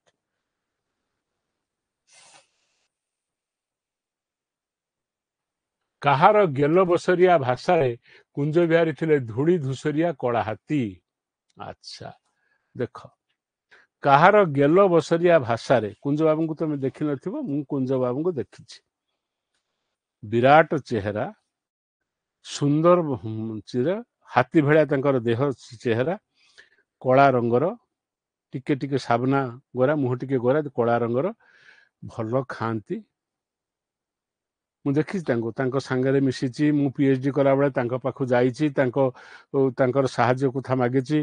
ଗୋଟେ ମୈନାକ ସାହିତ୍ୟ ସଂସଦ ବୋଲି ଅନୁଷ୍ଠାନ ଥିଲା, ଆମେ ତାଙ୍କୁ ବାରମ୍ବାର ମୁଖ୍ୟ ଅତିଥି ରୂପେ ଡାକିଛୁ। ତାଙ୍କ ସହିତ ମୋର ସମ୍ପର୍କ ଥିଲା। ଡକ୍ଟର ଯୋଉ ଥିଲେ ଆମର ବେଣୁଧର ବାବୁ ଥିଲେ, ବେଣୁଧର କେନ୍ଦ୍ରାପଡ଼ା କଲେଜର ପ୍ରିନ୍ସିପାଲ, ସିଏ ମୋତେ ତାଙ୍କ ପାଖକୁ ଗୋଟେ ଚିଠି ଦେଇଥିଲେ ପାଠ ସାହାଯ୍ୟ କରିବି। ମୁଁ କୁଞ୍ଜବାବୁଙ୍କୁ ଦେଖିଛି, କିନ୍ତୁ କୁଞ୍ଜବାବୁଙ୍କର ଯୋଉ ବିଶାଳ ଚେହେରା, ତାଙ୍କୁ କିଏ କଥା କହୁଥିଲା? କାହାର ଗେଲବସରିଆ ଭାଷାରେ କୁଞ୍ଜ ବିହାର ଥିଲେ ଧୂଳି ଧୂସୁରିଆ କଳା ହାତୀ। କଳା ହାତୀ ଅର୍ଥ ବୁଝିପାରୁଛ? ତାଙ୍କ ବର୍ଣ୍ଣ ଥିଲା କଳା, କିନ୍ତୁ ହାତୀ ଭଳିଆ ଥିଲା ତାଙ୍କର ଚେହେରା। ଏଇଟା ନିଶ୍ଚୟ ମା କହିଥିବ। କିଏ କହିଥିବ? ଚିନ୍ତାମଣି ଦାସ। ବାପା ନା, ଜେଠେଇ ନା, ପଦିଆ ଭାଇ ନା, ବୋଉ କହିଲା ମୋ କୁଞ୍ଜ ହଉଛି କଣ? ଧୂଳି ଧୂସୁରିଆ କଳା ହାତୀ।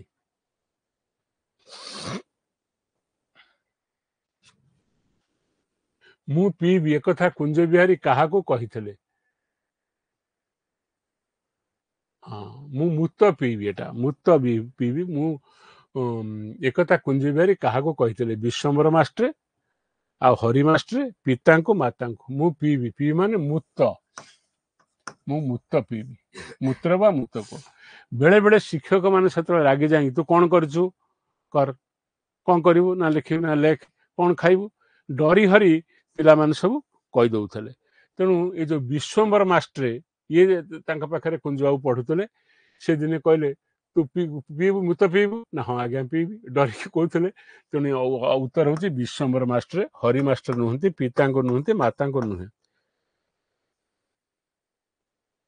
କାହାକୁ ମାରି ଗୋବରରେ ସଢାଇଲେ ତା ମୁଣ୍ଡରୁ କଉଡି ବାହାରୁଥିଲା? ଦେଖ, ଇଏ ସବୁ ସେତେବେଳେ କେତେକ ଅନ୍ଧବିଶ୍ୱାସ ଥିଲା। କେତେବେଳେ ସବୁ ଅନ୍ଧବିଶ୍ୱାସ ଥିଲା।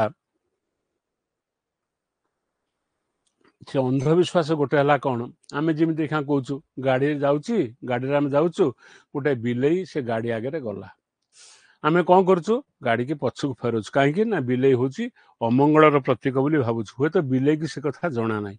ସେମିତି ଗୋଟେ ବିଶ୍ୱାସ ଥିଲା, କାହାକୁ ମାରି ଗୋବରରେ ସଢାଇ ଦେଲେ ତା ମୁଣ୍ଡରୁ କଉଡି ବାହାରୁଥିଲା।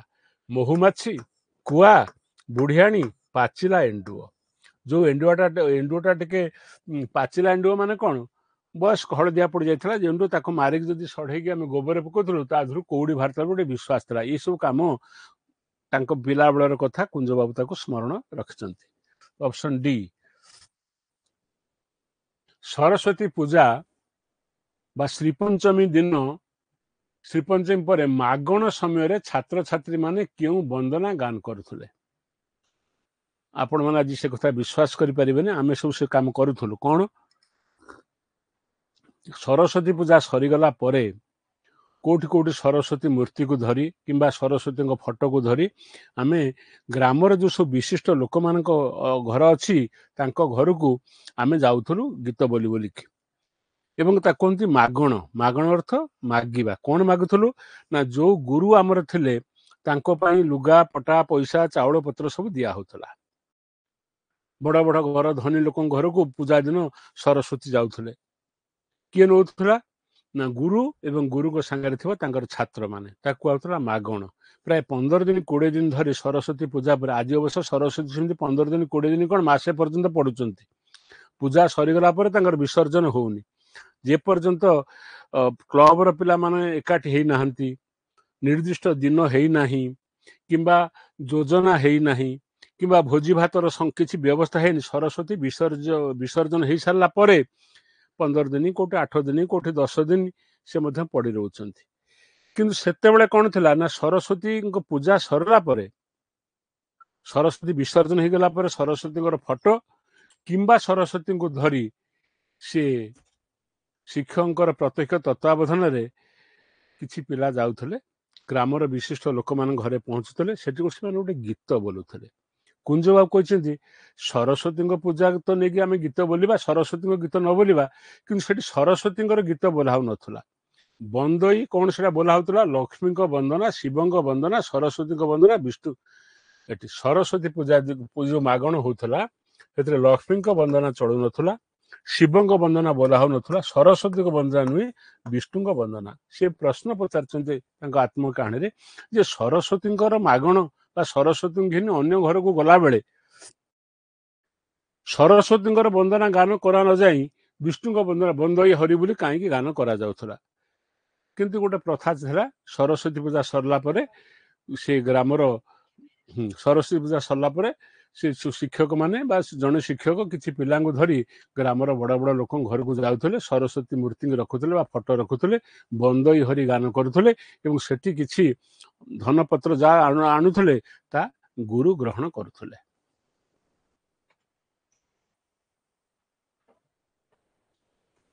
ବାଘକୁ ବାଟ କିଏ ଦେଖାଉଥିଲେ? ଠାକୁରାଣୀ, କୃଷ୍ଣ, ଗୟାଧର, ମାୟାଧର। ବାଘକୁ କିଏ ବାଟ ଦେଖାଉଥିଲେ? ଠାକୁରାଣୀ, କୃଷ୍ଣ, ଗୟାଧର, ମାୟାଧର। ଗ୍ରାମ ବିଶ୍ୱାସର ଚିତ୍ର ମଧ୍ୟ ରହିଛି। କ'ଣ ଗ୍ରାମ ବିଶ୍ୱାସର ଚିତ୍ର?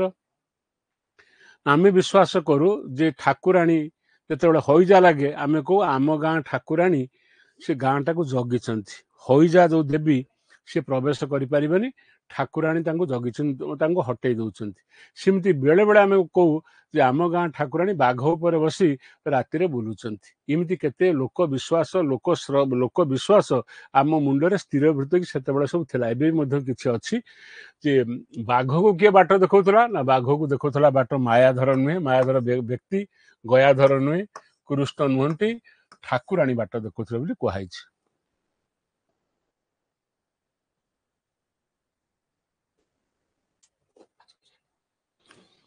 କୁଞ୍ଜ ବିହାରୀଙ୍କ ଗ୍ରାମ ନାମ କ'ଣ? ଏଠି ଆସିଲା ରେଞ୍ଚ, ସରସ୍ୱତୀ ପୁରାଗ, ସରସ୍ୱତୀପୁର, ପୁରାଗ ନୁହଁ, ଲକ୍ଷ୍ମୀପୁର, ଶ୍ରୀରାମପୁର। ରେଞ୍ଚ ଶାସନ ହଉଛି ତାଙ୍କର ଜନ୍ମ। ରେଞ୍ଚ।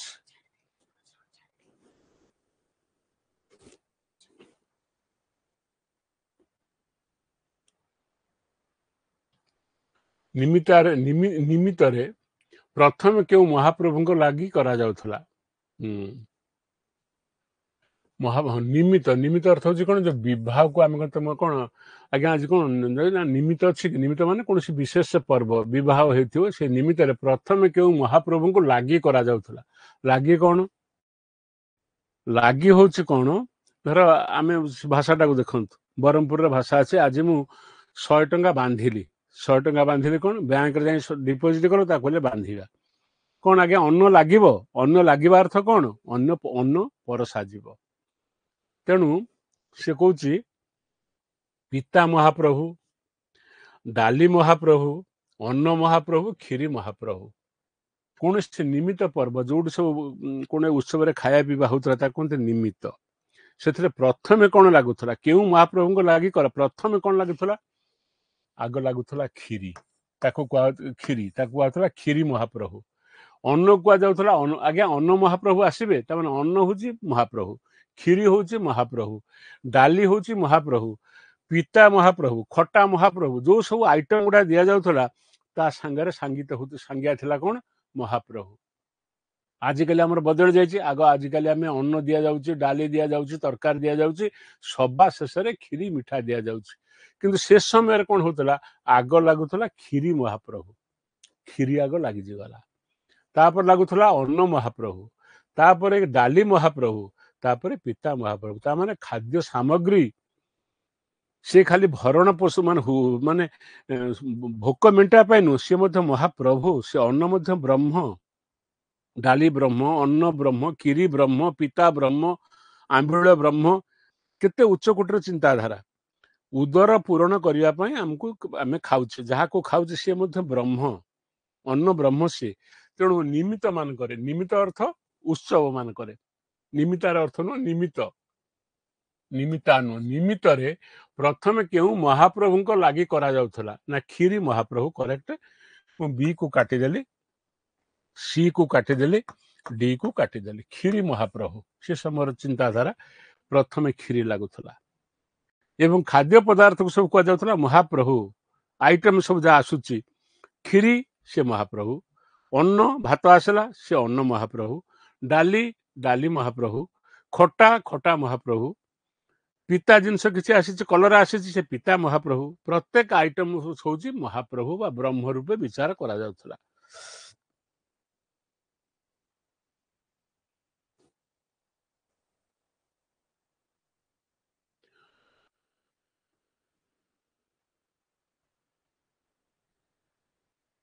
ଛଡ଼ଟା କିଛି ନାହିଁ। ଗ୍ରାମର ମୋଟ ଚାଷ ଜମି କେତେ ଜମି? ହଉ, ଯୋଉ ରେଞ୍ଚ ଶାସନରେ ସେ ଜନ୍ମଗ୍ରହଣ କରିଥିଲେ ତାର ଚାଷ ଜମି କେତେ acre? 100 acre, 50 acre, 300 acre, 200 acre. Option D ହଉଛି କରେକ୍ଟ। ସି କୁ କାଟିଲି, ବି କୁ କାଟିଲି, ଏ କୁ କାଟିଦେଲି।